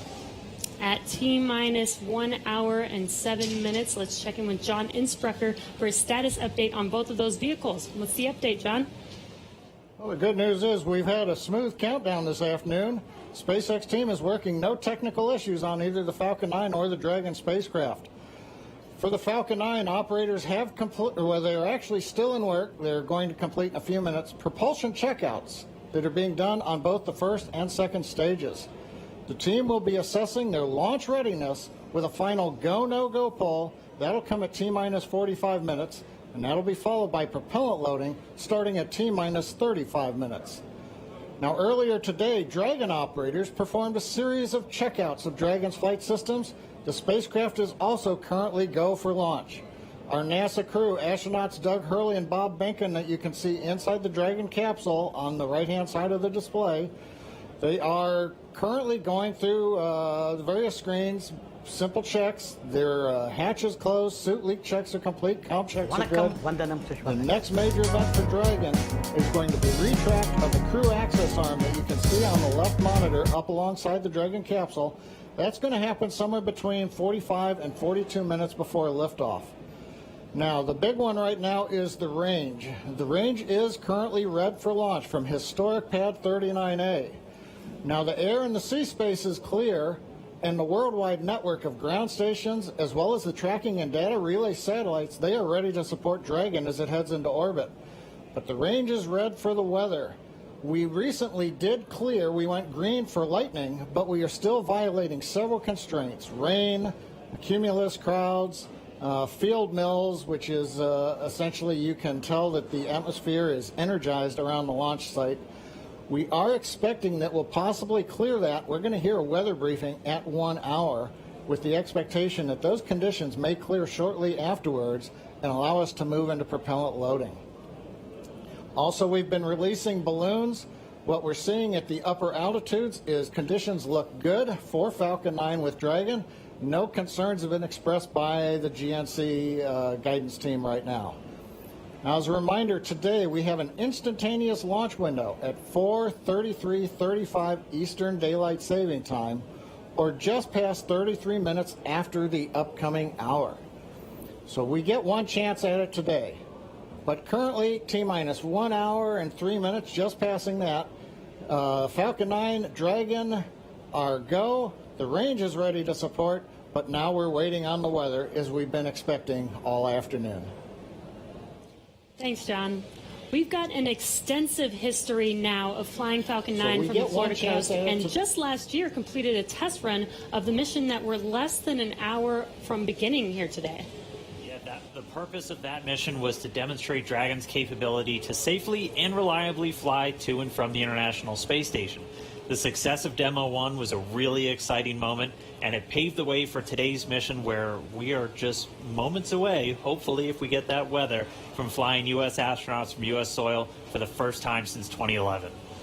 Dragon and Falcon 9 together have years of operational experience, or what we refer to as flight heritage. As I mentioned earlier, SpaceX has successfully completed 21 flights of Dragon to and from orbit since 2010, including 20 trips to the International Space Station.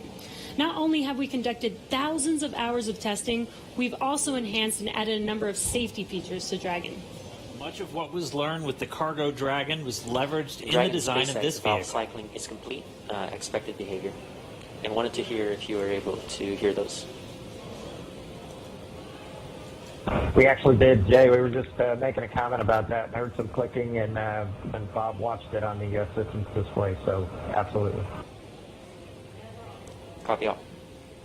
And that again right there, that's the crew talking to the core here in Hawthorne, California, who's going to be talking to them throughout their ascent uphill today. So they were just doing a quick checkout. Bob and Doug confirmed they were able to hear it. Sounds like everything's still good, so still no issues with Falcon or Dragon. Back to what we were talking through as we're describing these systems, a lot of what SpaceX did with Cargo Dragon has been leveraged into this Crew Dragon. The vehicle is designed to be fully autonomous, which means it can basically fly itself, but it also features a full manual override capability if the crew needs to take control in case of emergency. Many of the other enhancements help towards SpaceX's goal of reusability and less refurbishment time between missions. So let's take a closer look at some of these advancements. Standing at almost 27 feet tall from bottom of the trunk to top of the nose cone, Crew Dragon's composed of two main elements. We have the capsule up top, which is designed to hold the crew and any pressurized cargo, and then an unpressurized section known as the trunk on the bottom. And the nose cone at the top of the capsule protects the docking system as well as the guidance navigation control system, or what we call GNC. The nose cone opens for docking and remains attached to the Crew Dragon spacecraft, unlike the previous version of Dragon, and that helps towards our reusability Dragon efforts. SpaceX, we are at T-minus 1 hour. We are go for section 6. When ready, we report go for launch. SpaceX Dragon will put section 6 in work. So the crew just has a couple checks, Copy. and when they are ready for launch, we're going to hear them report to the core that they are go for launch. Continuing to walk you through the Dragon spacecraft, opposite of that nose cone is the trunk. We can see it on the left-hand screen there, where it's kind of split right down the middle with the left side black and the right side white.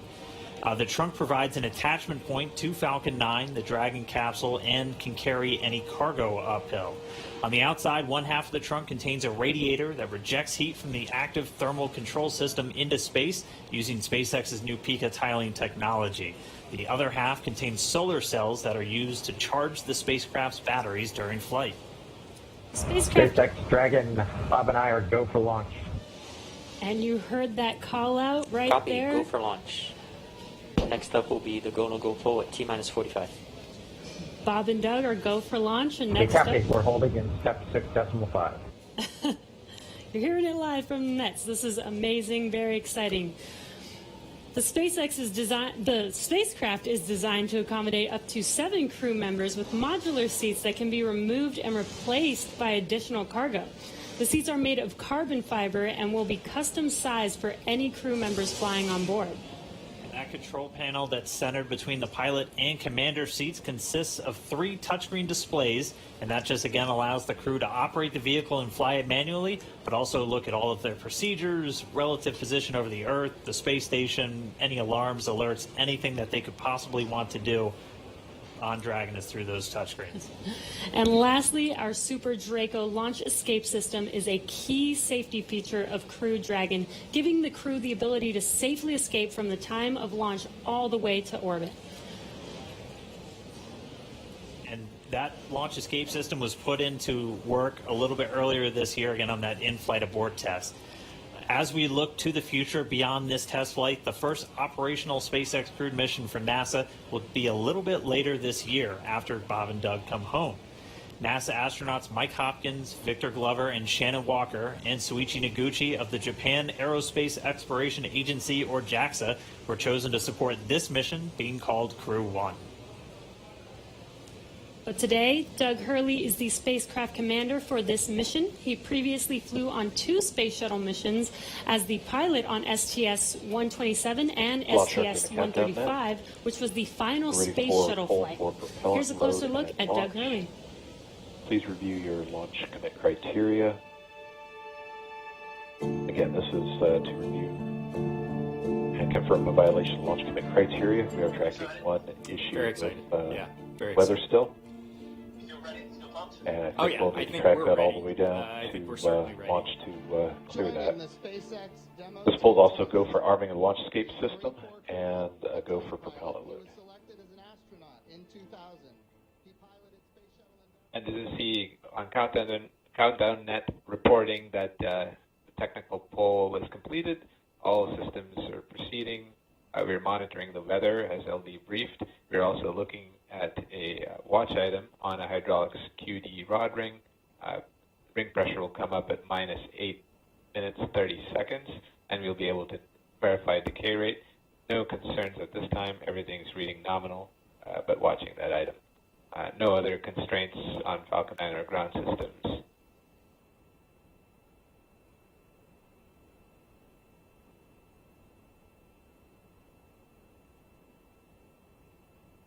Stage 2 RB1 bleed is complete.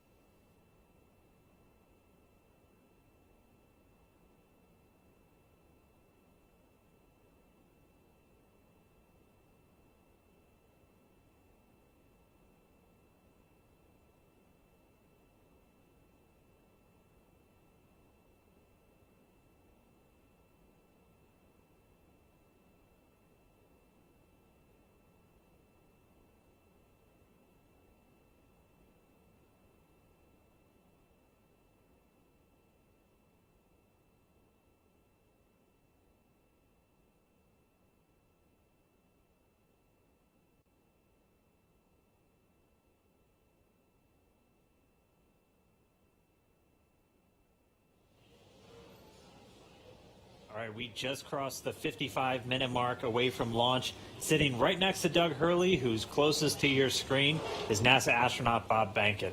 He is the Joint Operations Commander for Demo 2, and Behnken previously flew on 2 space shuttle missions, STS-123 and STS-130, and also served a tour as Chief of the Astronaut Office. So here's a little bit more about the man who said testing out a brand new spacecraft is an astronaut's dream.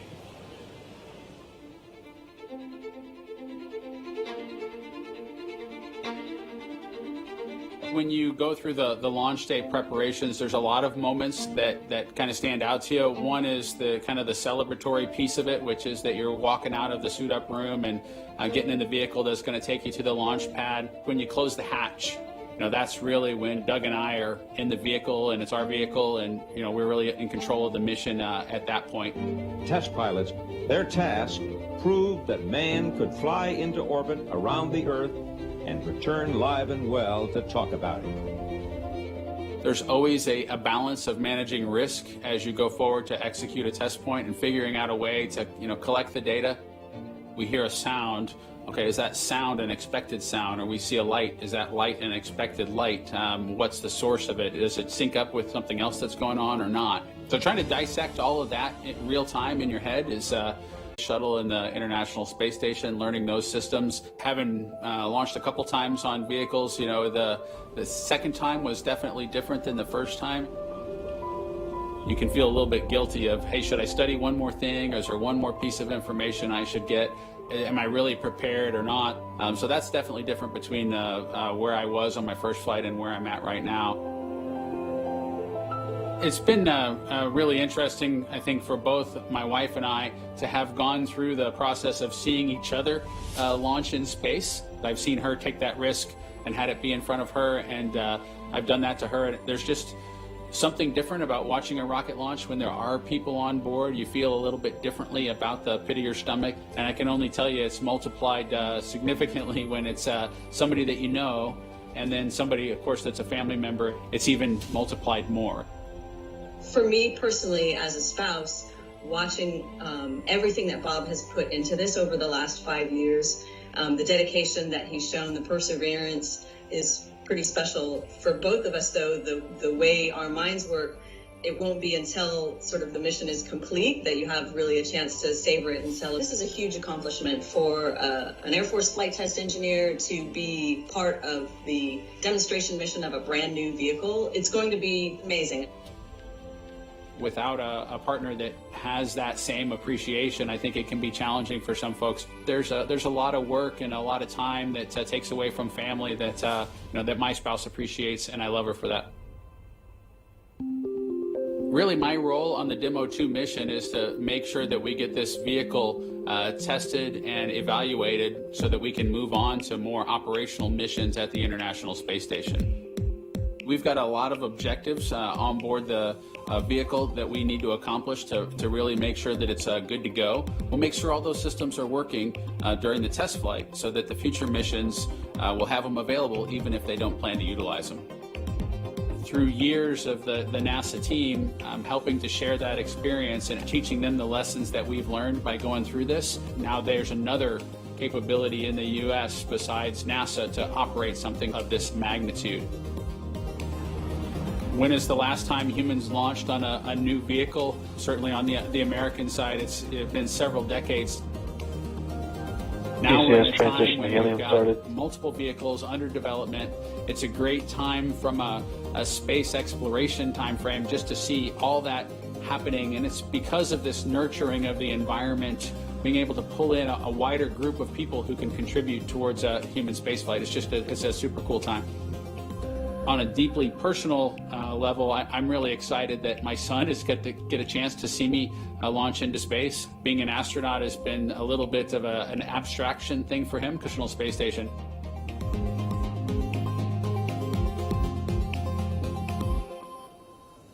We're just over 49 and a half minutes away from launch of the Falcon 9 carrying Dragon to the space station. Right now, the launch director and the launch team are preparing for a readiness for launch poll.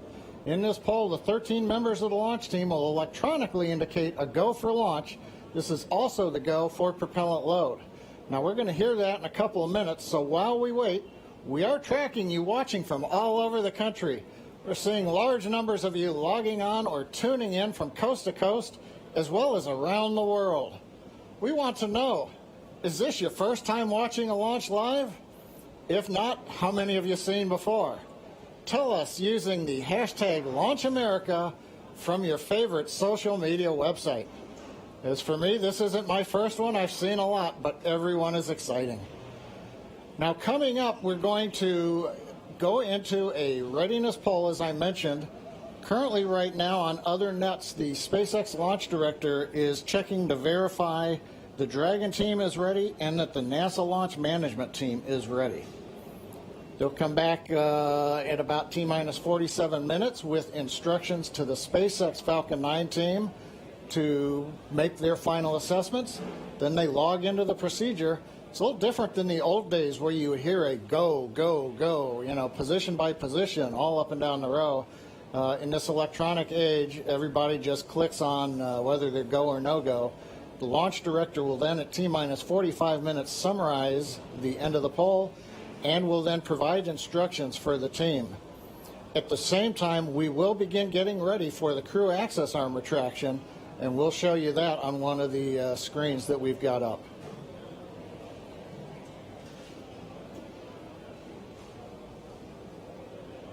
Now, currently, we are continuing to monitor the weather. The weather is still red.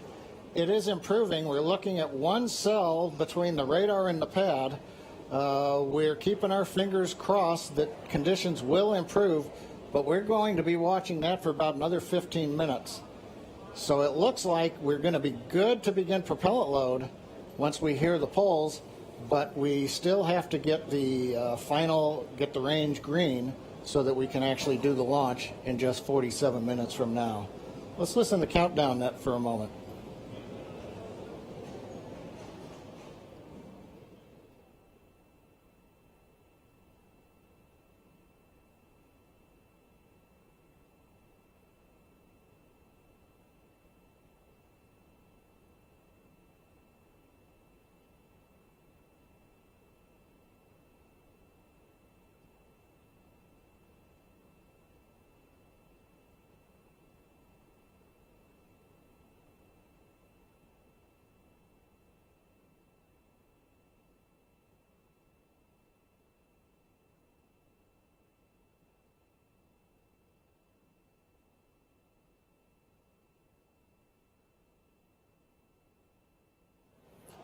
Right now, coming up on 46 minutes, 10 seconds before launch. Didn't hear any significant chatter coming over countdown one. Yes, launch director in the countdown net. Poll is complete, and we have a go to proceed with propellant load. Launch control, proceed with swing into crew arm. Arming crew arm movement for T-minus 45 minutes. Thank you, launch control. A reminder in control room on hold and launch escape protocol. For non-urgent no-go conditions, brief CE or LD, and it will approve aborting the launch auto sequence and proceed to launch abort. For urgent issues affecting the safety of the operation, operators shall call hold on the countdown net. Launch control will abort the launch auto sequence immediately and proceed into the launch abort auto sequence. Operators shall also advise the launch director whether structural breakup or fire is imminent or occurring for Dragon manual escape flight rules. Remainder on fire alarm instructions. Here in Fire Room 4, in the event of a fire alarm, key operators, previously briefed, will remain at their post while the alarm is evaluated. In the event that personal safety is threatened, we will evacuate to the south-facing emergency exit, which leads directly outside. One final reminder, we'll be arming the launch escape system momentarily. Need all personnel, please stay in your seats from now through orbit insertion and Dragon separation from the second stage. Crew access arm retract has started. And you've heard Mike Taylor, the SpaceX launch director, give instructions to the team. We've also just heard the call. The crew access arm retraction is underway. Great view from the camera inside the White Room as we see the arm moving away from the Dragon capsule, one of the major events necessary to get down to T0. The next one coming up will be arming of the escape system on the Dragon capsule. Now, right now, the next plan for Falcon 9, T-minus 35 minutes, we will begin loading propellant onto the first and second stages. Now, currently, Falcon 9's looking good. Dragon's looking good. The range continues to be go for launch in terms of the clearance around the launch pad, both the air and the sea space. Looking at the flight corridor, the ground stations, the NASA tracking and data relay satellites are ready to support. And we just continue to monitor the weather. Our team is getting constant updates. We're monitoring weather data sensors around the launch site, looking to make sure that we can get everything into the green position. The one that we're mostly looking at right now is how much rain we're going to get between now and liftoff, whether it's just going to be mild precipitation that's within the rules for loading propellant. That's what the expectation is, but we're going to continue to watch that. So fingers crossed, but right now coming up at T-minus 43 minutes, 18 seconds and counting, everything but the weather's go, and the weather is trending in the right direction. So we've got our fingers crossed here.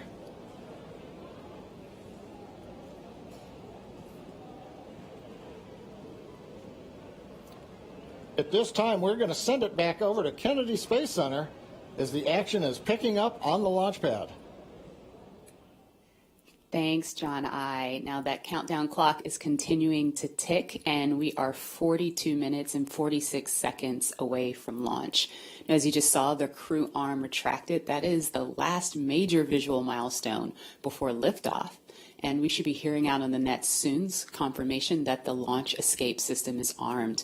When that happens, all 8 of the Super Draco throttle valves are opened, which means that those engines can ignite. For section 7.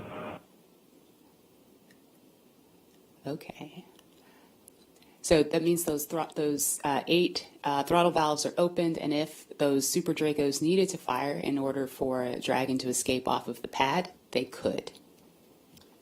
And so things running just a little bit ahead of schedule right now. Fuel bleed is complete.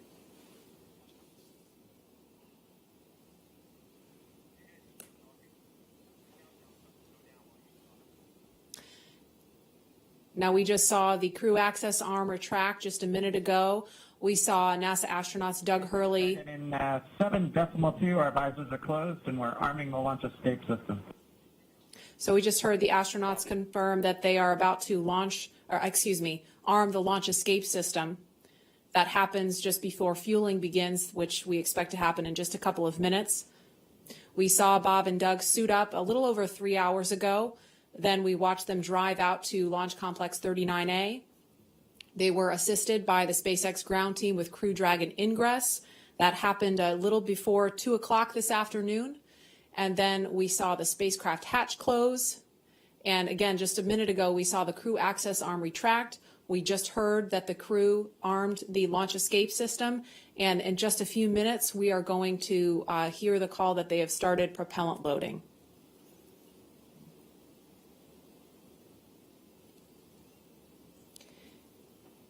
Launch escape system is verified armed. So we just heard that verification that the launch escape system is armed. We're switching to GN2.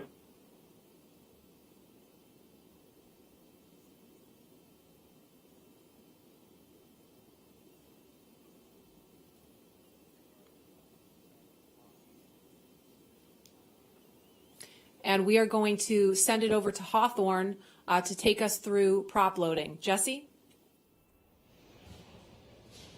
From the parachutes to the launch escape system, SpaceX has designed Crew Dragon and Falcon 9 to be the safest launch vehicle ever flown. And joining us today, we have SpaceX's Nick Picone, who was our mission manager for our in-flight abort mission earlier this year and currently works on the Starlink team. Thanks for joining us, Nick.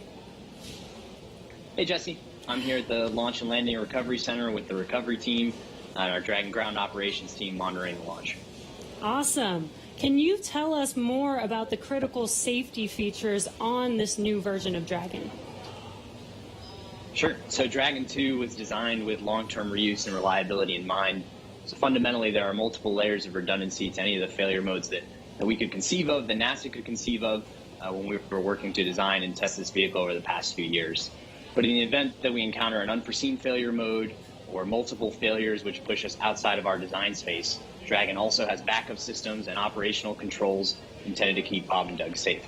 I'm sure you've heard a lot about it today, but the launch escape system is the primary backup system that we have from the moment that the vehicle is here on pad being fueled all the way up until orbital insertion.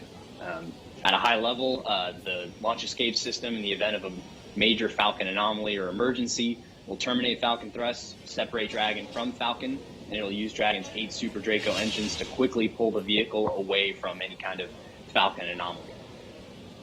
And you talked a lot about the launch escape system. How exactly is that activated? Is it autonomous? Is it manually activated? Definitely. So for this system to work as designed, you have to remember that the vehicle could be flying at hundreds or thousands of miles an hour through the lower atmosphere. So it's really important that it's extremely fast and highly reliable with very low chance of false positives. The launch escape system fundamentally is set to look at a set of pre-programmed criteria which are on board the vehicle. Dragon and Falcon are looking at high rate telemetry, looking for abnormal vehicle dynamics, loss of communication between critical systems, or manual commanding. Our launch director and chief engineer, who you've heard a lot from today, are capable of sending a manual command to Dragon to initiate a launch escape. And Bob and Doug are also always able to actuate the launch escape handle and initiate a launch escape themselves as well.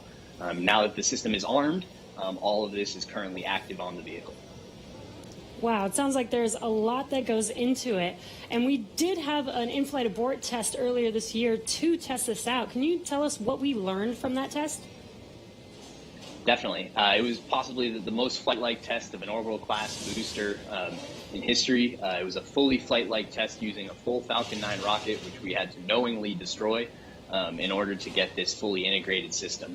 For folks who didn't get a chance to see it, the vehicle followed a normal crew launch trajectory. About a minute and a half into flight, we had Dragon autonomously trigger the launch escape system based on a reconfiguration of those triggers I was just talking about. For propellant load. Thankfully, we had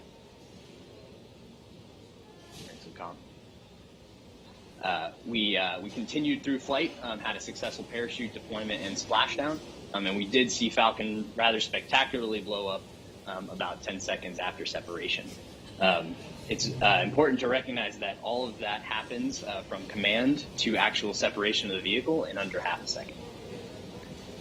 Wow, yeah, that sounds amazing. Thank you so much, Nick, for joining us and talking through those details with us. Enjoy the launch today.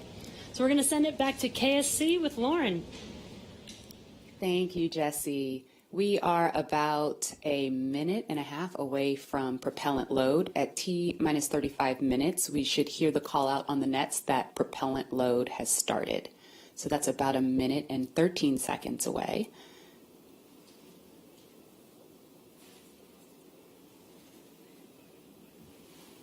Hey, Marie and Lauren, I am getting goosebumps over here. This is an exciting moment. When I was sitting in the vehicle, when we retracted everything, when all the prop was getting loaded up, I was just going through my crew notebook. I was thinking about, what my first step would be if there was a malfunction, because usually everything goes nominally when you fly to space, but you have to think about the things that you have to take care of, the first steps you have to take care of. And on my mission, I was calling out the abort calls, like if we had lost an engine, where would we go next, when the different abort calls around the country and around the world. So I think that's what those guys are probably thinking about now, and just really getting ready for this mission to go off. Absolutely. And we're just now about 20 seconds from when we expect propellant loading to start. Again, that's fueling of the rocket.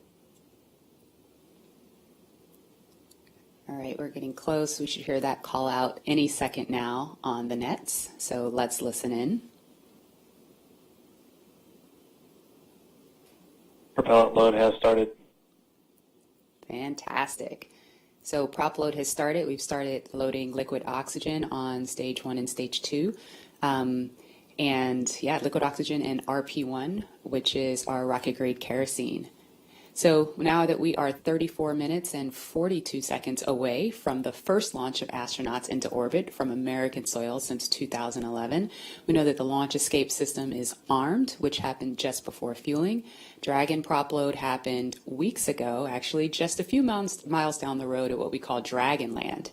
And those propellants, which are MMH or monomethylhydrazine, that's our fuel, and NTO or nitrogen tetroxide, that's our oxidizer, those not only feed the Draco engines that propel Dragon on orbit, but they also supply those 8 Super Draco engines of the launch escape system. So I have one right here, a little model. It doesn't come off the stand. Don't break it, Lauren. All right, I know, it's very nice. As you can see, Dragon is actually broken up into 4 quads, and each quad has 2 of the Super Draco engines for a total of 8 of them. And as I mentioned, they are biprop engines. They have MMH, and NTO is their oxidizer. Now, most abort systems from past space vehicles, I believe like Soyuz, Mercury, Apollo, they all had a pointy escape tower on top where there was essentially like a mini rocket engine or a series of rocket engines on top. And if they weren't used, that escape tower would have to jettison itself from the vehicle. If it was used, it would be used to lift the vehicle off of the rocket. Well, Dragon is a little bit different in that its escape system is actually integrated into the vehicle. And that's great for a couple of reasons. One less thing you have to jettison on a nominal flight. And so they're pretty dormant, just those throttle valves open unless they're used, and hopefully they never have to be. And yeah, I mean, the other thing that offers you is the ability to escape from the pad all the way to orbit. Right. Because if you jettisoned your escape system prior to that, you couldn't. So yeah, that's a little Dragon there. Again, Right. new era, much safer design. Yeah, absolutely. Thanks for walking us through that, Lauren. Again, the launch escape system is armed. That protects Bob and Doug so that if something were to go wrong, they can shoot off of the pad away from the rocket and parachute to safety in the ocean. That is such a crucial safety capability. And so now we want to go over to Hawthorne for an operational update with John. Thanks, Marie. We are counting down those final minutes. Everything is still looking good on the Falcon 9 and the Dragon vehicles for an on-time launch, but weather is trending the wrong way right now. We're keeping our ears open in case we hear that the weather is going to be no-go for the rest of the count.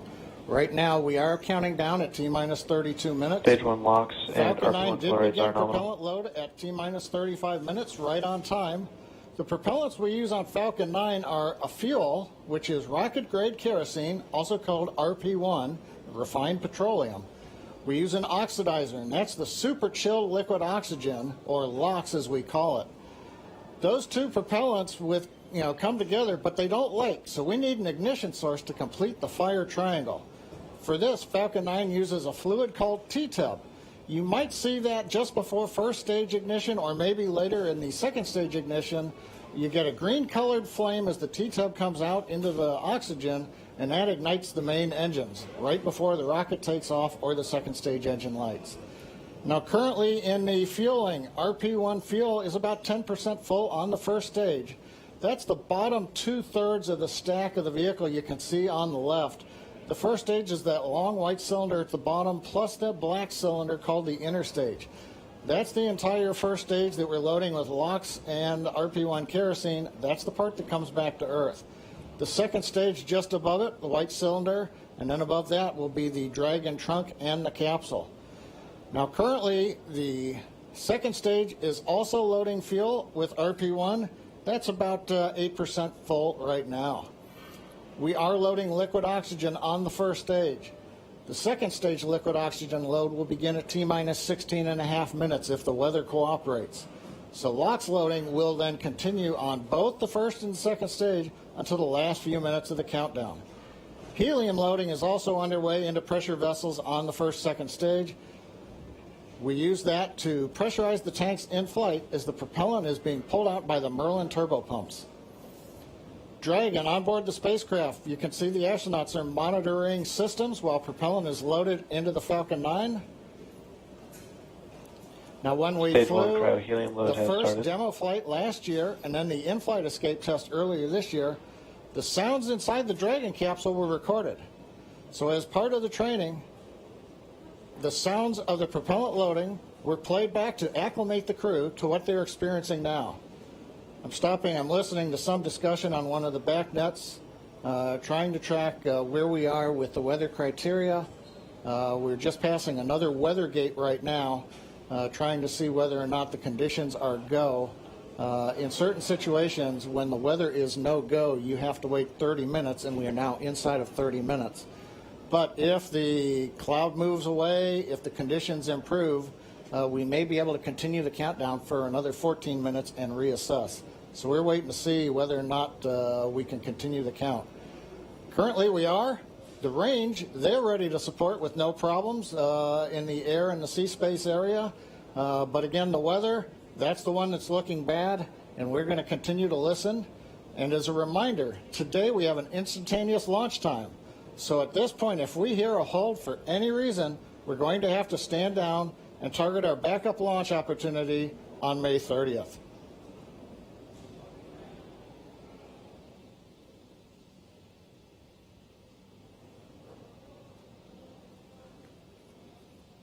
For Demo 2, Bob and Doug's flight to station will take about 19 hours, and their journey is fairly similar to the trip our cargo Dragon makes back and forth to the International Space Station, with two noticeable differences: docking and splashdown. As we await T-0 in just a little over 28 minutes from now, ground operations teams just doing those final series of system checks, making sure both Dragon and Falcon 9 are ready for liftoff, and really keeping an eye on that weather. And you're just continuing to get live views of the teams. You've got Falcon 9 and Dragon on your left, and then Bob and Doug on the right as they prepare at the Cape for liftoff. Once we hit T0 and a successful launch occurs, we will watch Falcon 9 and Dragon make their ascent until Falcon 9 and first and second stages separate and send Dragon on its way to the space station. And once it gets on orbit, mission operators will prepare Dragon for on-orbit operations, where Dragon will execute a series of burns that are going to gradually raise its orbit to align more closely with the International Space Station. And you're seeing some of that track in the animation on your screen right now. After doing enough of Dragon, those burns, SpaceX they'll put for weather Dragon. Oh, sounds like we're going to get a weather update real quick for the crew. Go ahead, Spacer. Yeah, we're currently just evaluating a constraint on the field mill rule, which looks at lightning energy dissipation. We expect to have an update at about T-20 and more information there on whether we would be able to continue into the prop load or scrub at that time.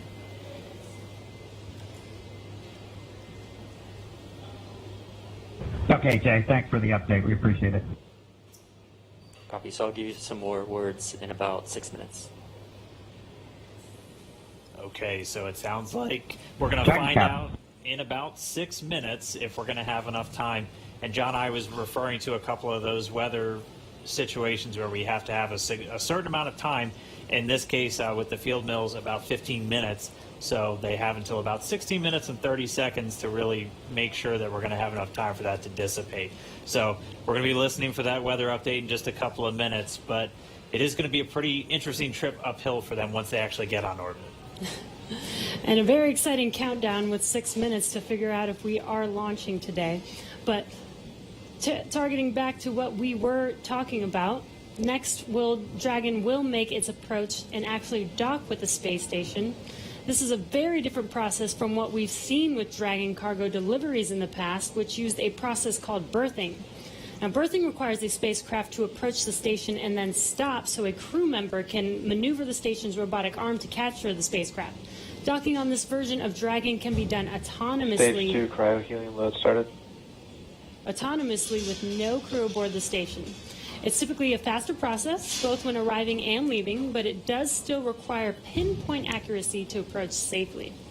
Once captured, a spacecraft then gets attached to a common berthing mechanism. It's the same type of port that we use to connect each of the modules together on board station.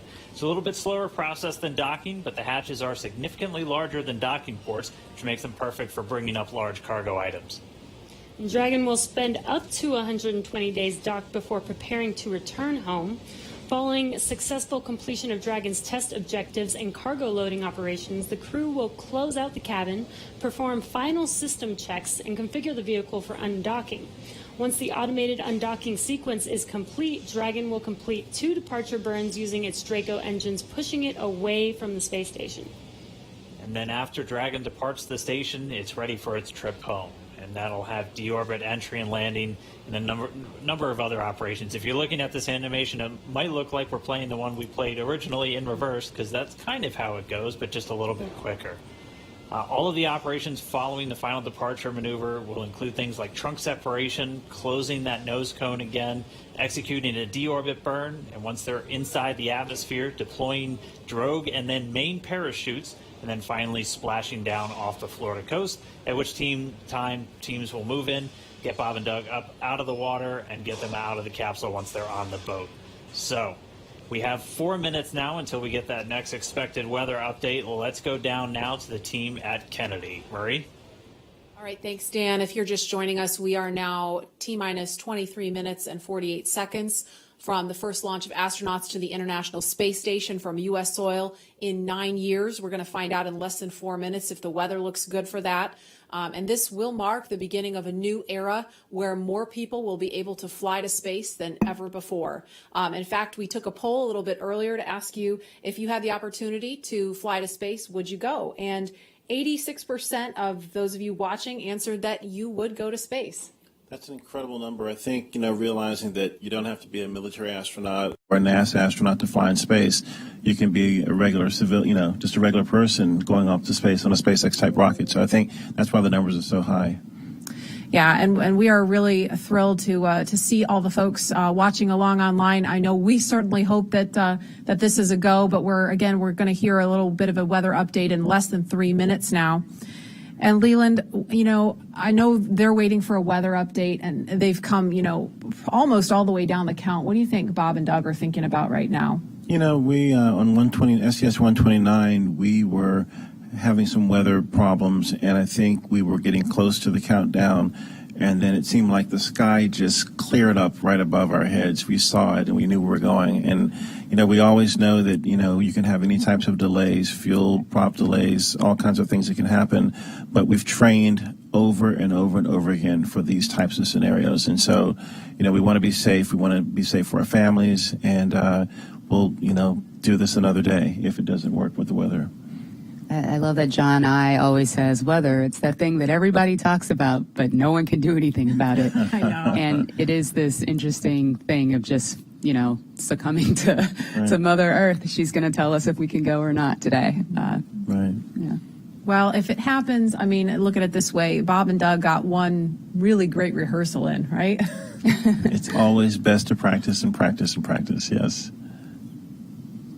So again, we're less than 2 minutes now from that weather update that is going to go directly to Bob and Doug, and we will quiet down so we can listen in for that, because I know we can't wait to find out what that is. And those of you watching that have been following along, we are eagerly awaiting to hear whether the weather is going to be a showstopper today.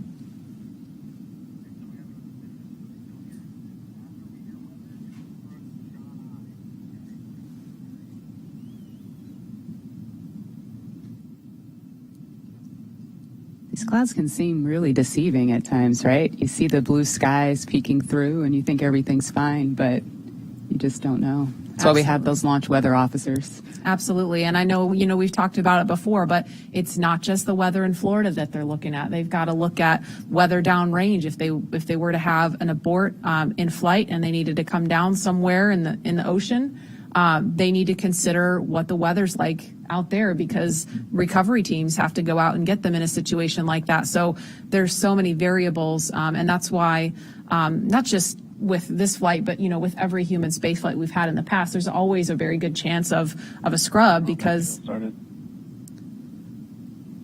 you do have so much criteria that you have to meet. And we're going to listen in now. We're just seconds away from a weather update. Stage 2, RP1 load complete.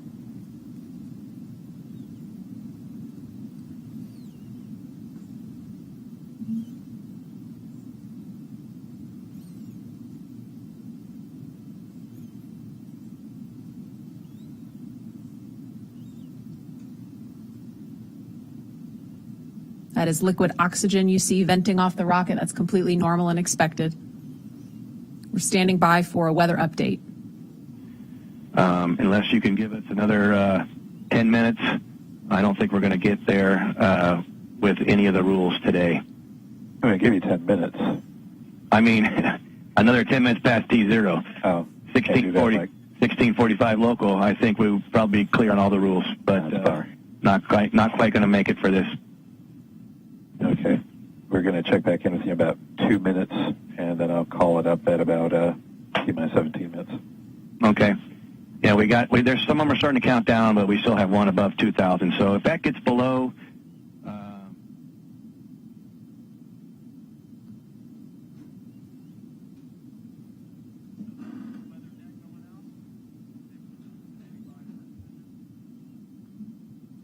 And that didn't sound great right there. That was the weather net going out, but we're still standing by for a final decision.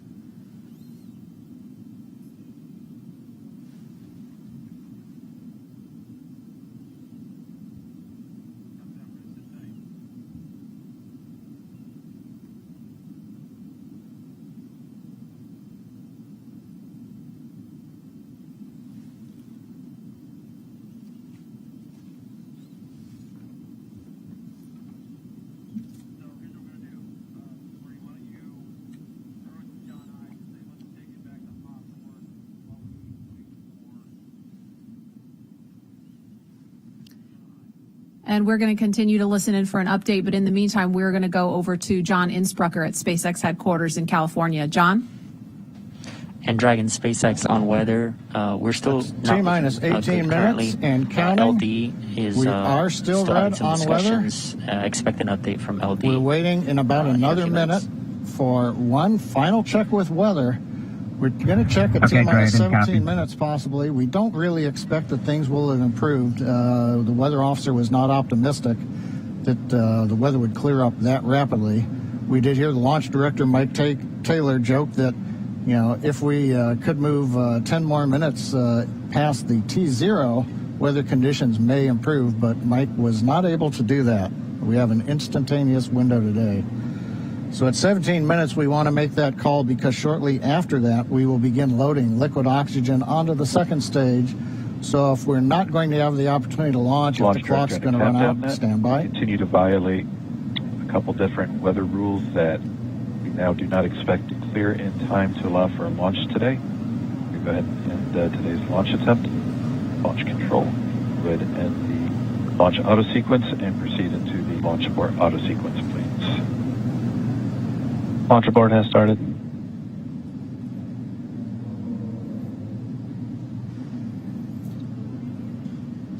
And Dragon SpaceX, unfortunately, we are not going to launch today. You are go for 5.100 launch scrub. 5.100. It was a good effort by the teams, and we understand, and we'll meet you there. Copy all. We've heard the call from the crew. They have been informed. Launch director Mike Taylor has called a scrub for the day, and we got the feedback when the Dragon team informed Bob and Doug. They said we gave it a good try, but they understand, and we are here to try another day. So right now we did officially hold the clock. It looks like a T-minus 16 minutes, 54 seconds. The launch automatic sequence that controls the Falcon 9, the loading of propellants, the cycling of valves, that is also stopped. We now proceed into what is a normal scrub sequence for us. We practice this every launch. So now we move into safely taking the propellants, the pressurization gases back off the first and second stages. As things get into a safe configuration, then we will disarm the escape system on Dragon, and we'll bring the crew access arm back around the spacecraft. So right now, we got down to just inside 17 minutes.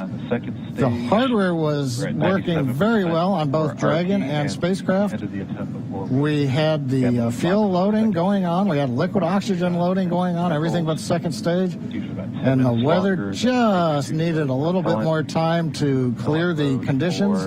We didn't have that time because we had an instantaneous window. And so with that, SpaceX launch director had to call upon the input from weather, had to call a scrub for the day per the safety rules that we have for this flight. So right now the team is undergoing the post-scrub operations on both Dragon as well as Falcon 9, working with the range. No issues being reported right now as we start to go through that sequence. Everything looks good. And Dan, we had a good webcast going here until the very end. So, we'll look at it as now we've had another great dry rehearsal. Last Saturday we did a dry one, I should say, and today we've done a wet dress rehearsal. But sorry, we just couldn't get there, Dan.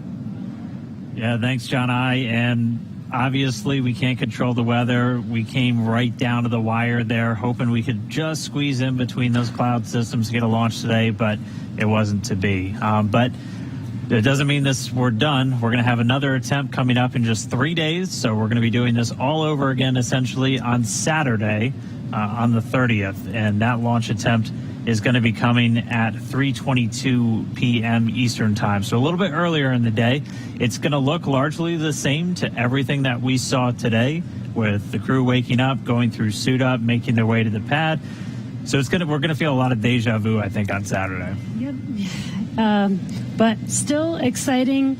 Safety is always first, so if weather was not there for us today, hopefully Saturday it will be there for us, and we will have a safe launch on Saturday. the initial weather report still had us at about, I think, a 40% possibility of violation. So weather a little bit better, but we're still going to be kind of rolling the dice. It is Florida in the spring and summer, so storms are always a possibility. One of the good things, though, the vehicle appeared to be in great health throughout the day, both Dragon and Falcon 9, so we didn't have to scrub for any technical issue. We're going to continue and follow along with Bob and Doug until they're out of that capsule, as again, they had started loading fuel onto the Falcon 9 rocket, so they'll have to wait until all that fuel comes off. They'll disarm the launch escape system, which still stays armed because they're still sitting on a partially loaded rocket, and then once they're able to disarm that launch escape system, the crew arm will swing back out. They'll make their way once again back the way they came, and then it'll be back to crew quarters for Bob and Doug for a few more days.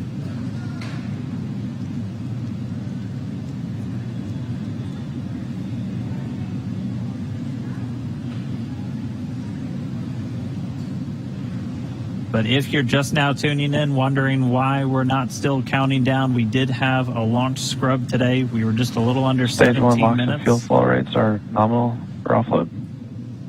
Expecting about a 40-minute offload time. And so that call out the LOX, the liquid oxygen fuel pumping out of the first stage of the Falcon 9, everything looking good with that. Expecting about 40 minutes for all that fuel to come off. So again, once that fuel comes off, Bob and Doug will be able to disarm the launch escape system, and that crew access arm will swing back out. They'll be able to make their way back down and then over to crew quarters. So unfortunate scrub today because of weather. That was the one thing we were tracking from the moment we started today, watching Bob and Doug get suited up for their launch. We did abort today's launch, or scrub today's launch, with a little under 17 minutes to go until our T0 time, which was 4:33. So that's going to move us to our next attempt, which is coming up on Saturday, and that time is going to be 3:22 p.m. Eastern time, so a little bit earlier in the day for Bob and Doug and for everybody else watching around the world. They're still going to have a 19-hour flight to station if that's when we launch, and a lot of the stuff that we saw today is going to look very similar, but we're just going to have to try again, cross our fingers, hope for a little bit better weather the next time.